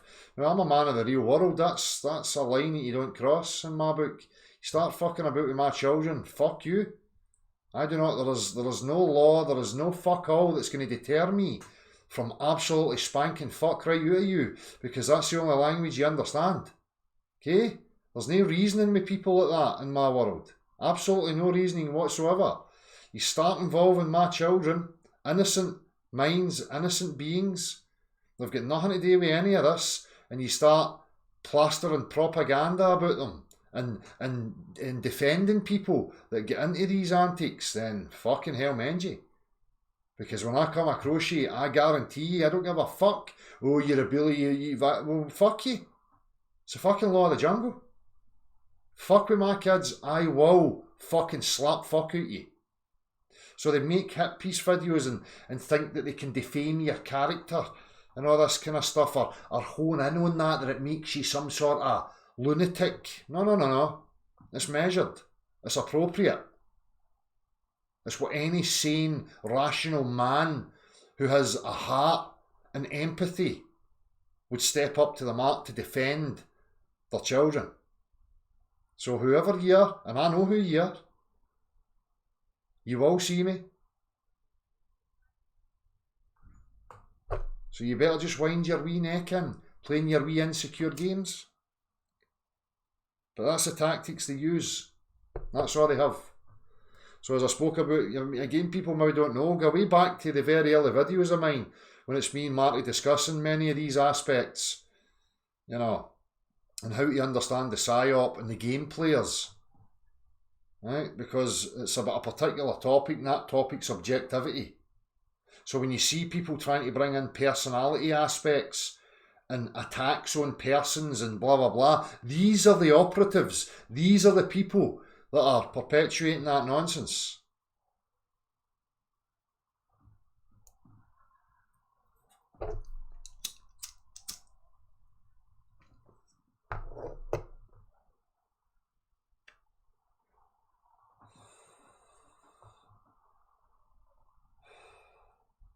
Well, that's it, and anybody that tries to sugarcoat it or think that it's fair game when it comes to children, fuck you. Fuck you.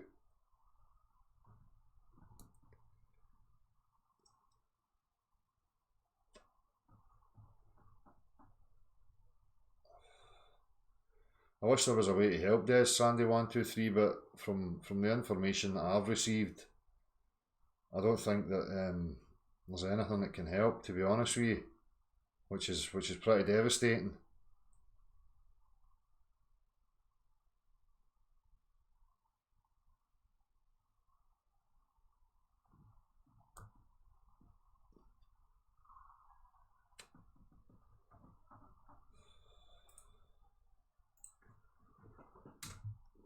I've had this running, you know, there's a link in the description that's been running since last year. If anybody, you know, has the ability to help in any way they can, by all means, you know, off your own back, go and help.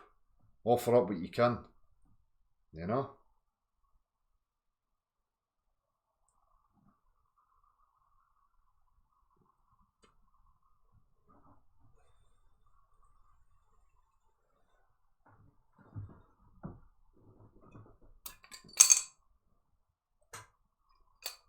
It's easy and it's a low level intellect, you know, and tells you a great deal about a person when they can, you know, it doesn't matter if they're doing it in, you know, everyday life or they're doing it on social media and they're focusing on innocence or people that have no way of recourse and sitting tearing strips off them about their looks, about whatever, their gender, whatever, any of these fucking things. It's absolutely atrocious behaviour, you know.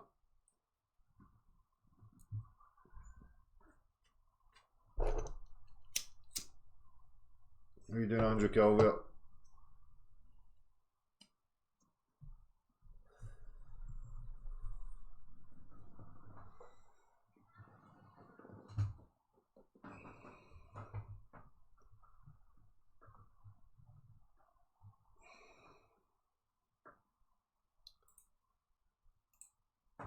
How you doing, Steve HV? Another man that has absolutely brilliant information for people that people should be utilising and using. And if you're not interested in any of these things, then you're not interested in the truth, you're not interested in progress. If all you're concerned about is being entertained by chat show hosts and fucking endless debates, then carry on. But don't run about professing you're some sort of truther or skeptic or, you know, any of these things, because you're no. You're contributing to the muck.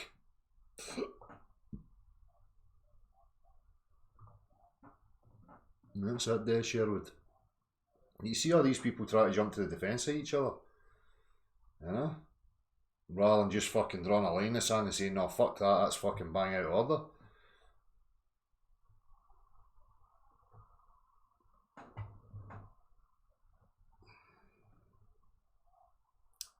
So it doesn't look as if anybody wants to join me this evening.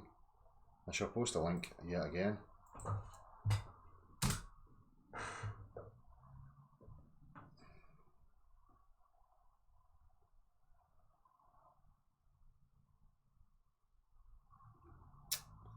I read there was a write-up thing in regards to a YouTuber known as Patricia Steer.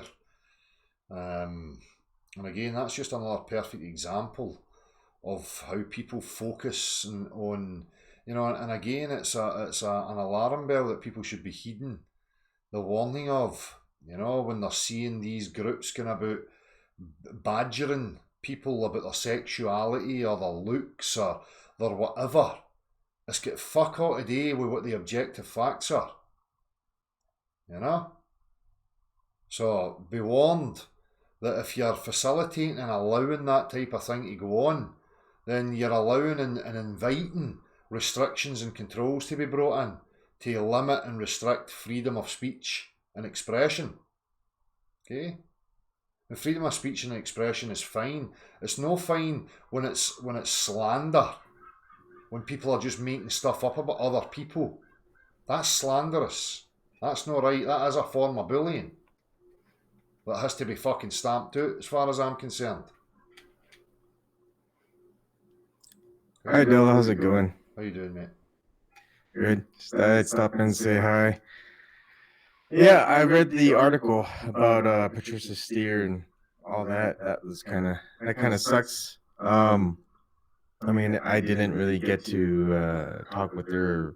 I watched a few interviews with her and with a couple of others. I didn't see anything bad. I mean, but still, yeah, I think the way that you treat people or people treat each other on the internet, it's just something very wild that doesn't happen in person, you know. No. And a lot of it stems from a lot of unknowns. Just a lot of people where they don't show their face, they don't have their names and things like that. And it's a crazy platform, the internet. It displays a lot of things, mate. It displays people's lack of ability to discern. It displays the tendency for people to be swayed by groupthink and no stand up for what's right, you know. That's what it displayed for me. I mean, each to their own, and these people can present themselves any way they want, but when you're starting to drag in subjectivity into a topic of objectivity, you know, I start to get a bit concerned about that. Why is it even there? Why are people utilising that? And a lot of people utilise it for me because they're appealing to that aspect of the human psyche, or the human psyche in the conditions that it's under right now. Well, I love a bit of drama. People seem to warm to these things like it's some sort of relevance. I think it appeals to the needy, insecure people because it somehow makes them feel special or better about themselves when they can watch other people's dirty laundry, you know, being aired in public. You know, it's just a fucking absolute joke. But, I mean, it's not just prominent on YouTube, it's everywhere. Look at the political, you know, circles, look at the mainstream news and media and how it utilises that type of thinking to sway public opinion and public choice over whatever's going on. They'll focus in on a character trait. You know, it's like they've got this invisible bar of what it should be to be a public representative in regard to your personality. I couldn't give a fuck about their personality. I'm only interested in the content they offer me in regards to objective fact. You know, what's the real world facts that these people are representing? If they're not representing real world facts, why are they in why are they in a public arena in the first place? It's of no use to anybody. You know what I mean? Yeah. Yep. I agree. But it's a lot of our world society, I guess, or maybe we call it internet society. It is filled with ego. I mean, there's a lot of it. It's just pervasive with it. And it takes a while for an audience to just stem away from the ego aspect of listening or watching people and actually listening to what they can gain out of it, any truths and any type of ways of thinking that's effective for their own selves, if not for those that are close to them and they care about. Yeah. It'll get there, but again, Well, it's it's as big of a process as the people who make the content. that's it, mate. That's it. It's pretty sad, and I don't know. I sometimes lose hope that people would get there in regards to that. You know, I can see it taking a long time. You know, for people to escape out of this type of thinking. Yeah, it's bonkers. You know, but you know, I'm a staunch believer in, you know, these media outlets, you know, mainstream facilities should only ever focus on representing real world factual situations and events and whatever else information that's of use to people. But it doesn't, it just continually focuses on this undertone of subjective opinion and judgment, you know, all the things that are to your detriment, because what is that saying about your mentality? That you're on a high horse, that you're somehow on a pedestal, that you've got the right to pass judgment on another human being's person and character and look and skin colour and race and all this stuff. I mean, none of that stuff's relevant to me at all. I'm secure in who I am. That's Yeah, but even however well secure you are, they'll just keep at it. A lot of them, and it doesn't matter if it's false accusations of misrepresentations. They'll keep doing it, and it's just the way that they are. Yep. Whether it's for their own gain, personal gain, political gain, whatever it is, they just keep doing it, and I think it's almost in a battle. It's almost a battle in itself, where either you keep going or you stop, or you change things up. But it's pretty much almost impossible to stop them from doing what they're doing. Mm-hmm. No, that's it. You know, I spoke about this a few times. People talk about, there's more to it than just realising the Earth's flat. And, you know, of course, you know, what people need to understand is how their mind is affected. You know, first and foremost, you have to understand subjectivity and objectivity. And if people can start filtering things with the two avenues of processing, then you would start to have clarity. But people just don't seem to have that want.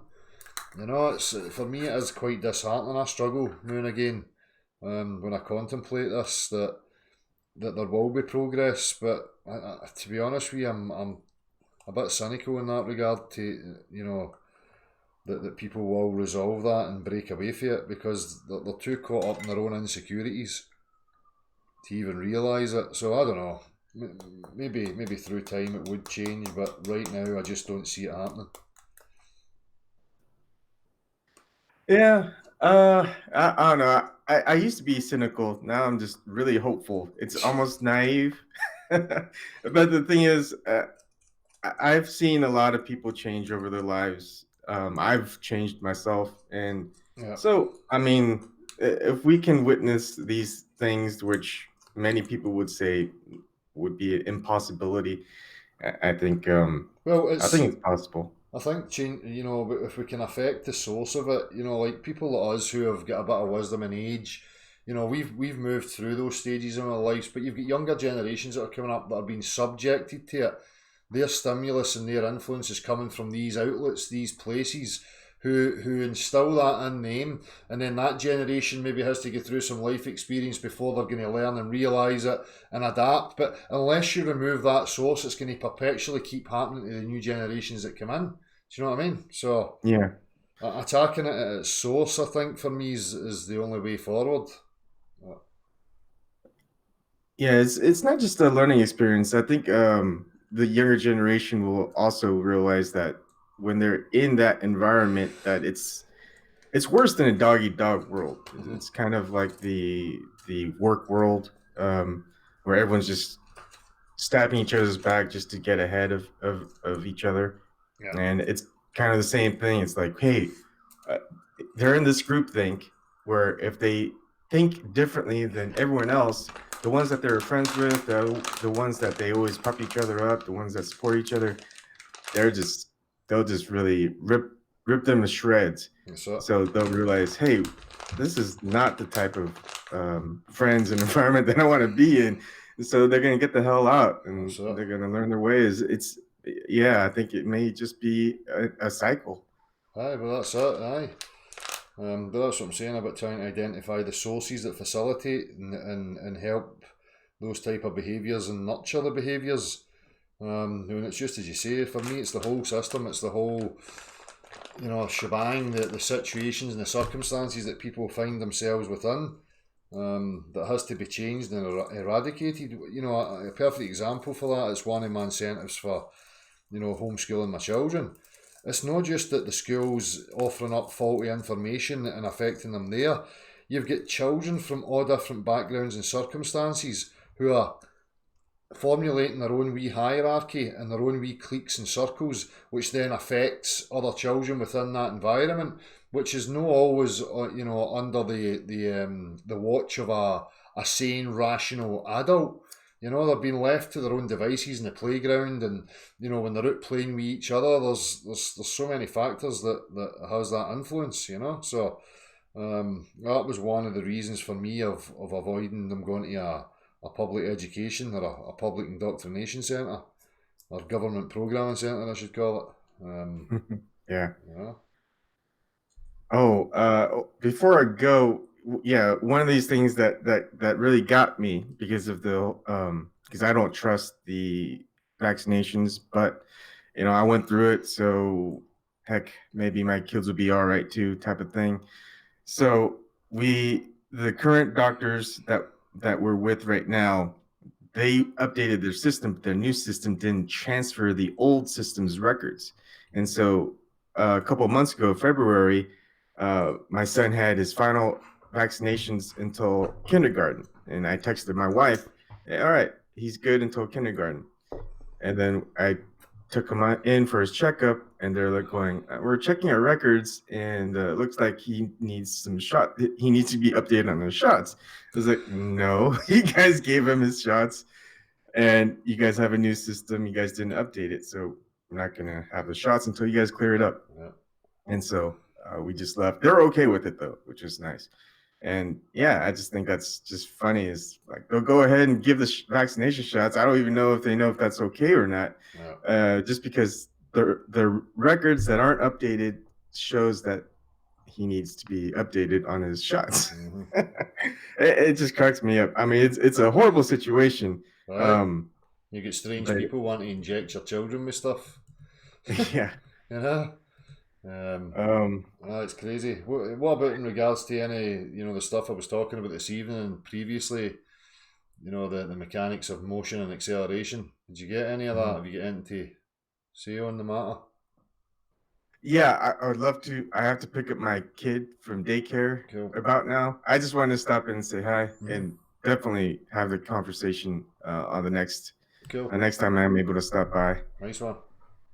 All right, mate. But anyways, I just want to stop in and say hi and thank you. And I'm glad you keep going, because there's just really a few people about Flat Earth that I watch nowadays anymore. And it's nice to see people keep going despite all the attacks that are always ongoing. Yeah. Well, so they're not going to penetrate me with any of that bullshit. They can keep flinging it all they like, So, cheers, mate. We'll have a good day. All right. Yeah, you too. All right, bud. See ya.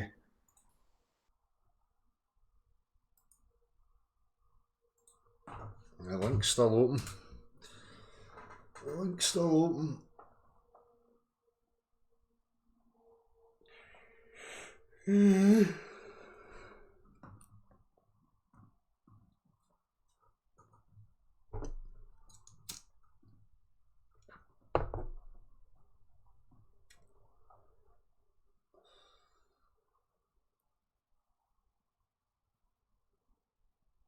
Is there anyone else that looks gay? What is all that as well?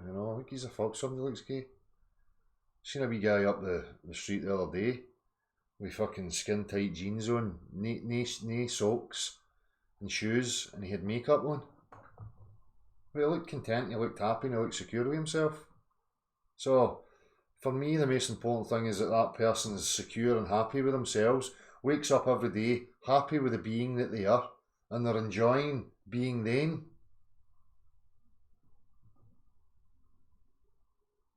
So what am I supposed to do? Oh, he looks gay. Oh, no, I need to get insecure about that. I need to get bitter and angry and me. He's my enemy because he doesn't represent what I am, and I'm not secure with myself. So I need to destroy him so that I can try and fill the hole within. Whatever.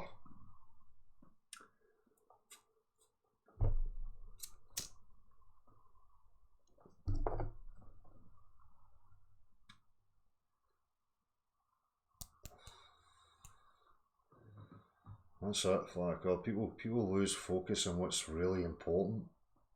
Are you happy and content with yourself? Do you know yourself? And if you do, are you secure with yourself then? Or are you unhappy about who you are? So therefore you feel the need to control other people, to try and whatever, fill the hole within yourself. I mean, how you doing, Emerald Rider?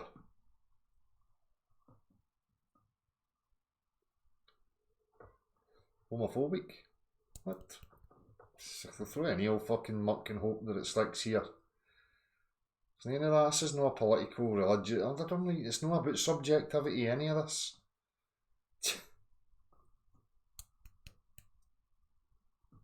Shag who you want. You know what I mean? As long as it's consent, I don't give a fuck. Do you do whatever you want to your body? That's up to you. As long as you're not doing stuff against the will of somebody else, then what problem is there?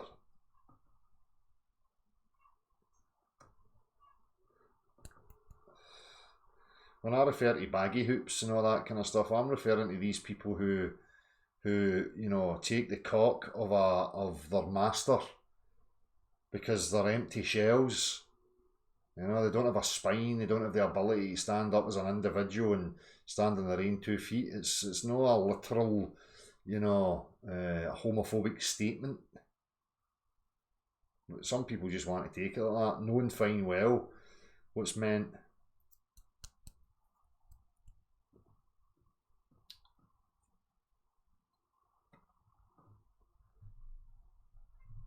What was that? Instant delete Ziggy Stardust. What happened? Did I miss something? Won't get deleted.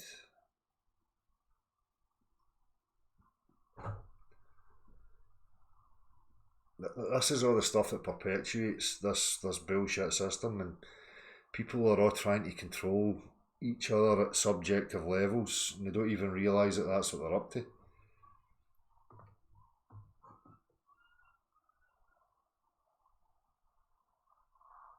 Exactly, Emerald Rider, that's it. All that other stuff just pulls your attention away from what's relevant and really important, you know?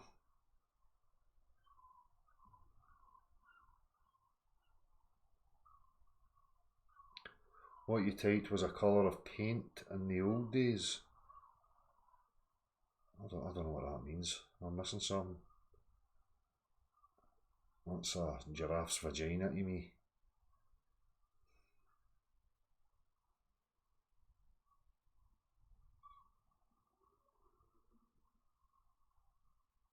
Yeah, that's it, Celtic 67. They all come with this, you know, preconceived bias and assumption that they've got the answers to what the objective reality is and what should and shouldn't be done here. And I always ask these people, where did they get it? No, I don't have a practical understanding, V. Thomas, you're right. It's just never floated my boat, to be honest with you. I've got mates that are into all that. They like their woman to stick a finger in there, or their tongue, or whatever. Nah, it doesn't do anything for me.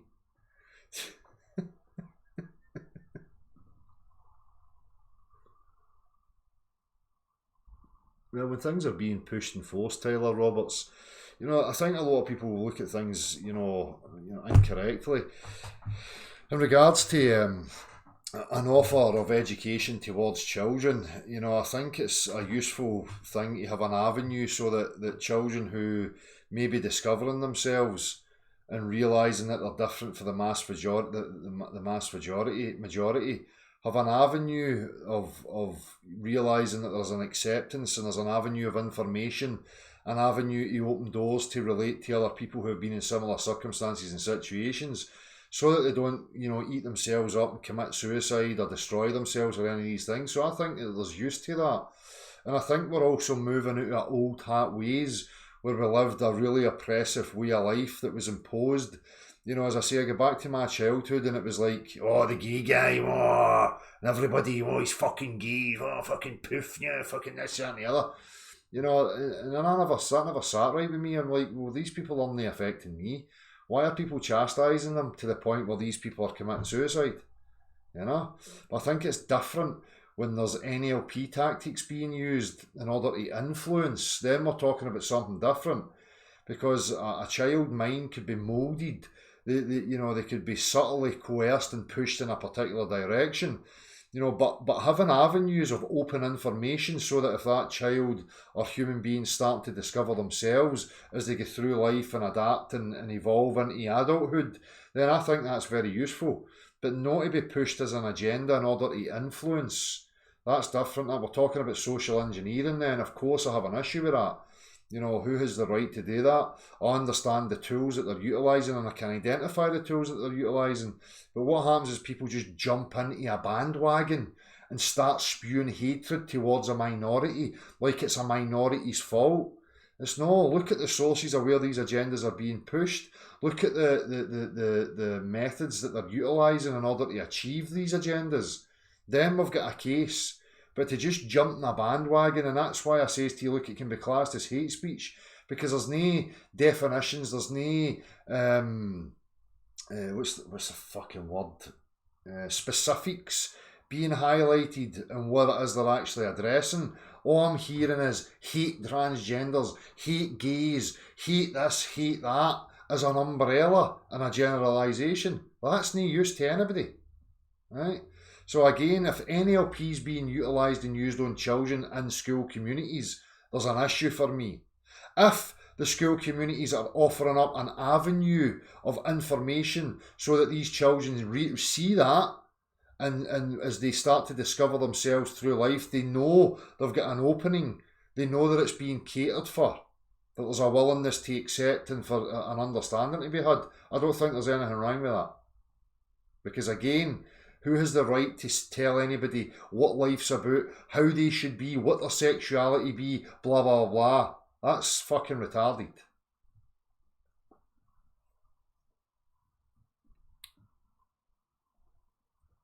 Of course it is, McAnders.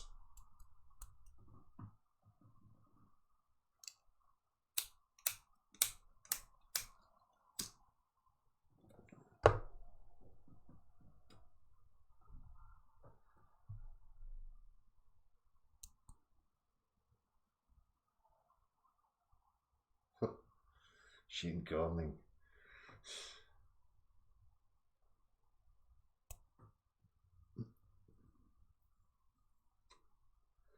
How you doing, Kiara?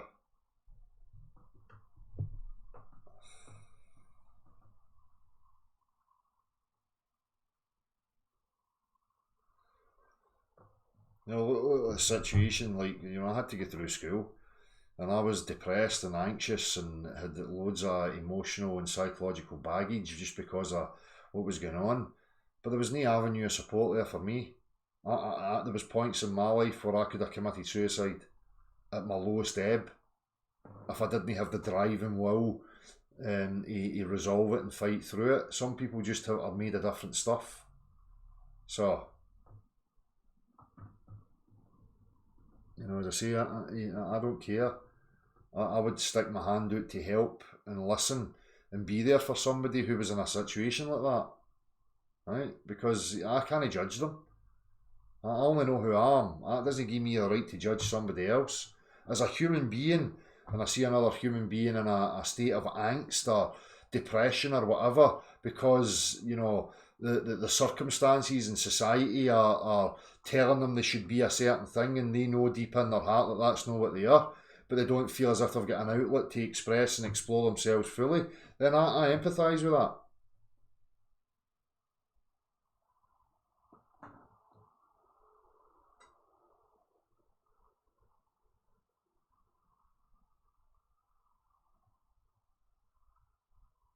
So Emerald Rider, spot on.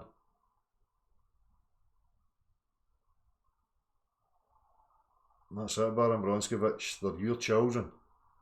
You don't see anything else in nature palming its fucking young off to others to look after them and fucking teach them about the world and the skills that they require. Nowhere. Exactly, Pandemonium. That's it.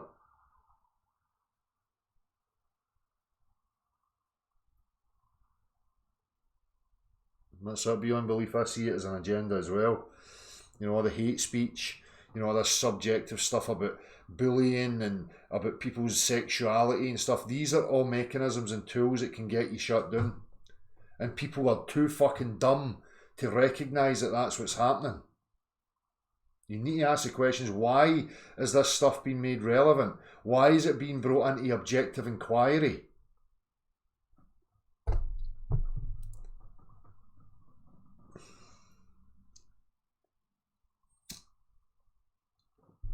Cuckoo. I hope we find out what the fuck we are, DJ Danny. That's it, Silent Alien. You know, in regards to the mental state of people who buy into all this propaganda and passing judgment at subjective levels and acting irrationally through impulse and insecurity, then it's no wonder you get statements like that. You know, was it Obama? The average man and woman are too small-minded to govern their own affairs. Fucking spot on.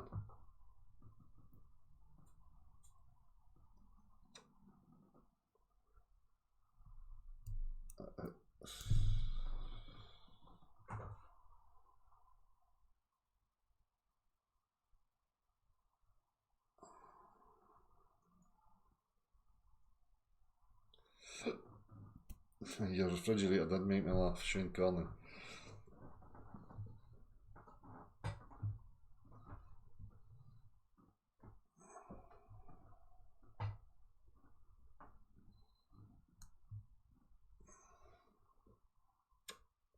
See, that's where I have a problem with City Cat, that gender is a choice.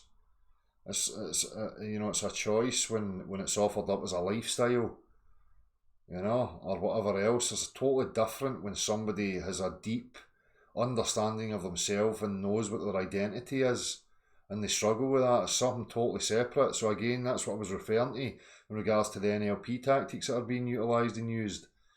You know, making things trendy and appealing lifestyle choices and blah blah blah. That can affect an impressionable mind, you know. So I'm totally on board with all that aspect to it. I just can't be fucked with these morons that run about just spewing hatred without any specifics and breaking apart the complexity of what's actually going on. They just lump it all in together and say it's all an agenda and it's all this and it's all... How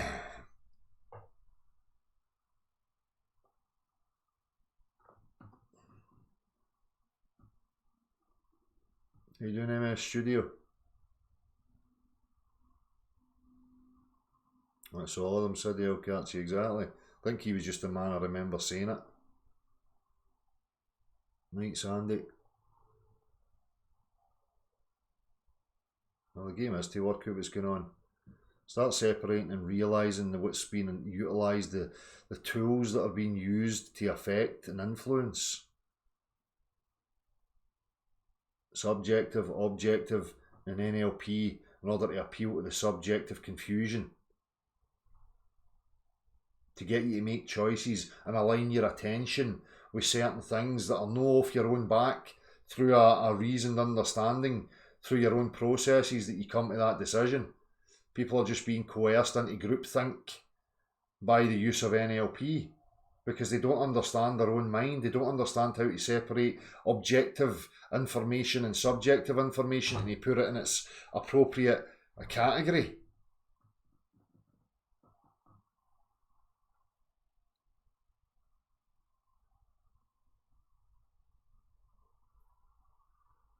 No, I've not read Sam Harris' Moral Landscape, but Sam Harris is one of these people that will tell you your consciousness is an illusion and that you came from pond scum, so there is no morality.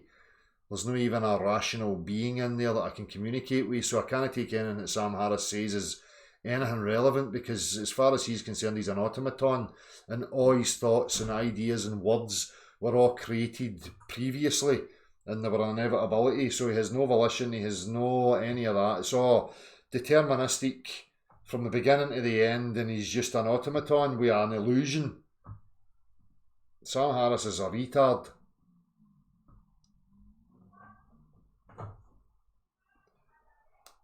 Well, that's always the question, isn't it, flat enough? It's an illusion, who's experiencing it?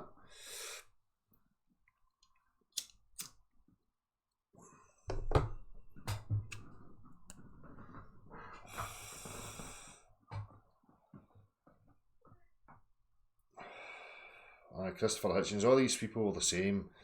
You know, it's easy to rip apart literal interpretations of biblical texts and all this kind of stuff, and then they start trying to offer up their moral reasoning and and it just all falls apart. It's just self-defeating statements that come out of these people. But again, there's a sign that these people have influence over vulnerable young minds. So it's not just about agendas of choose what gender here. These tools are being used in so many different factions. You see how it moulded the generations to what we have now, and this new age atheist type ideology,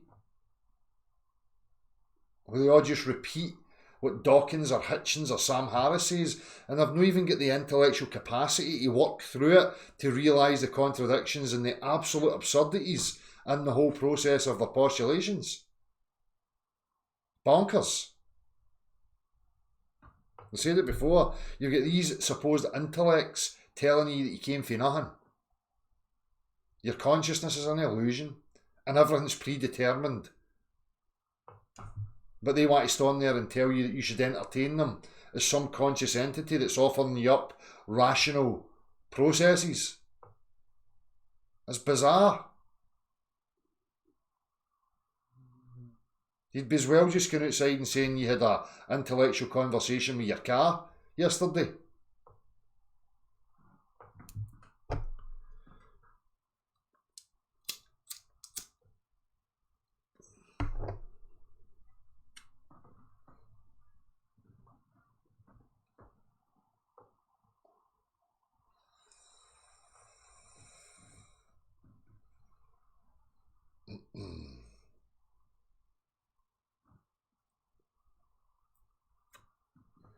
Well, that's it, G-Rob. That's when, again, I'll be talking about that when I start getting on with the homeschooling thing. People are asking me about formats and structure and blah, blah, and this is where you have to be very careful, because that's when you start to mould and start to impression on them, to influencing them, to become something that may not be true to their actual essence. So I'll be discussing all that on the other channel.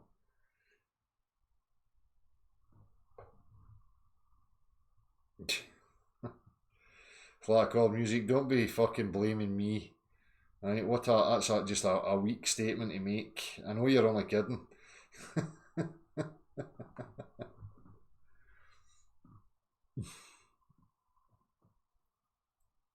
Get some self-discipline. Maybe it's because deep down you don't want to get up, because you enjoy it. Embrace that. Don't be scared. That's you just letting society affect you, telling you no to, well, they offer you the product to go, no, don't do that, it's bad for you. Here, but have some more. And you're conflicted. Oh no, what should I do? I like it, but they're telling me I'm going to die. Oh, you've got to die anyway.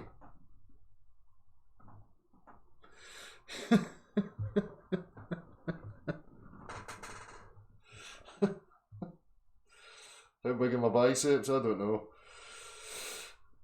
I don't go about measuring them. What could I use? I don't know. Judging by the size of my horns, I can't get them run halfway, so I mean, I don't know.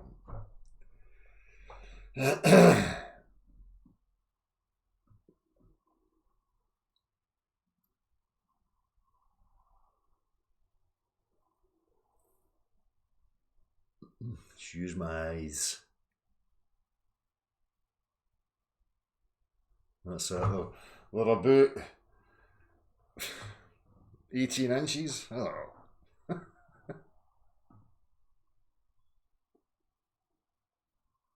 Two horns for Zion, that's it.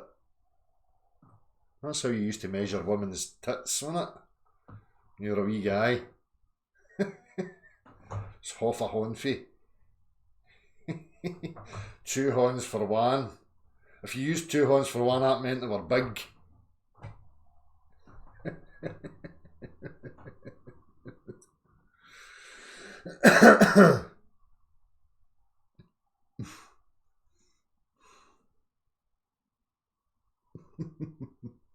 I don't mean to be sexist, no, that shite.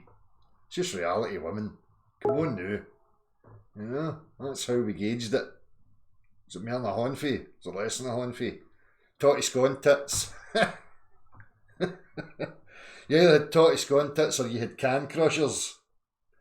I mean, they're all good. You know, I'm no sizist when it comes to tits. You know, totty scone tits, can crushers, don't care.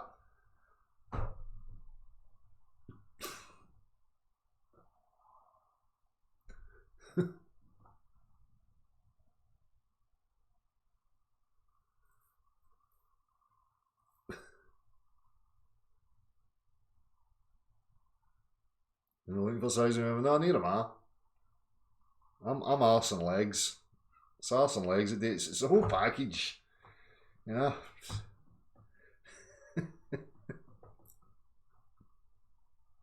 It's artistry. Not to objectify women and all that. You know, it's just I've got eyes. I appreciate art. Right? There's my get out clause so that I don't get put up there as a misogynist, sexist guy and all that.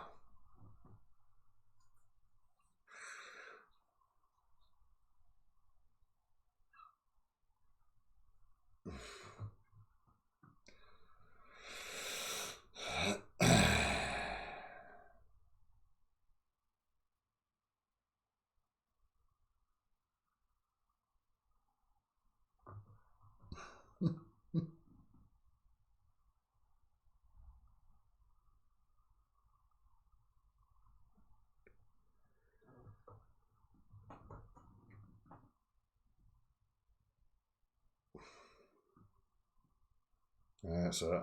We're getting a Google band now, Martin Allen, that's it. The hit piece videos. Oh, look at this man. He's referring to women's breasts as totty scones and can crushers. I mean, this man is a knuckle dragging fucking buffoon.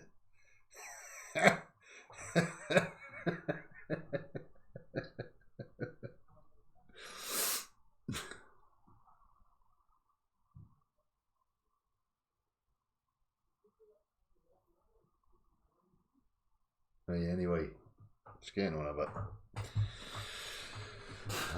That's it, innit? The platform was open for the globagandists to offer up an example of a force known as pull that can create motion and acceleration. They failed miserably because it doesn't exist. So, what was the whole point of this? Aye, and the question of bubbles. Right? So, hopefully you learn something. Maybe no.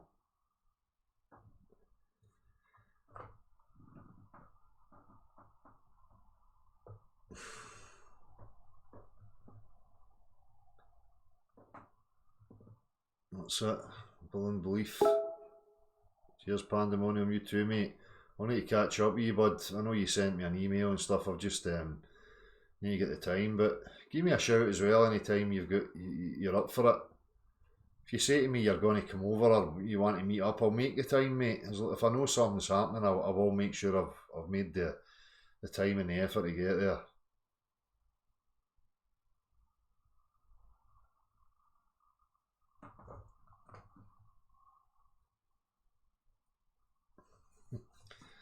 Right, cheers everybody. I'll see you maybe at the weekend. I don't know what's going to happen with that. You know, the whole Saturday thing was was about, you know, keeping the platform open for anybody new that came along, but, you know, people are just, I don't know, I'll look forward to it if I know there's going to be some, you know, in-depth stuff that we can break apart and get to the nitty-gritty of stuff. If that's not happening, I'm going to lose interest in it as I have been. So I'm maybe need to change the format of that and come with specific topics or whatever that I want to bring up. And if I don't have anything on my mind, I'm not going to do it, you know. So I'm a wee bit conflicted about what's going to happen with the Saturday things, to be perfectly honest with you. So we'll see what happens, alright? Take it easy, people. We'll see you all soon, eh?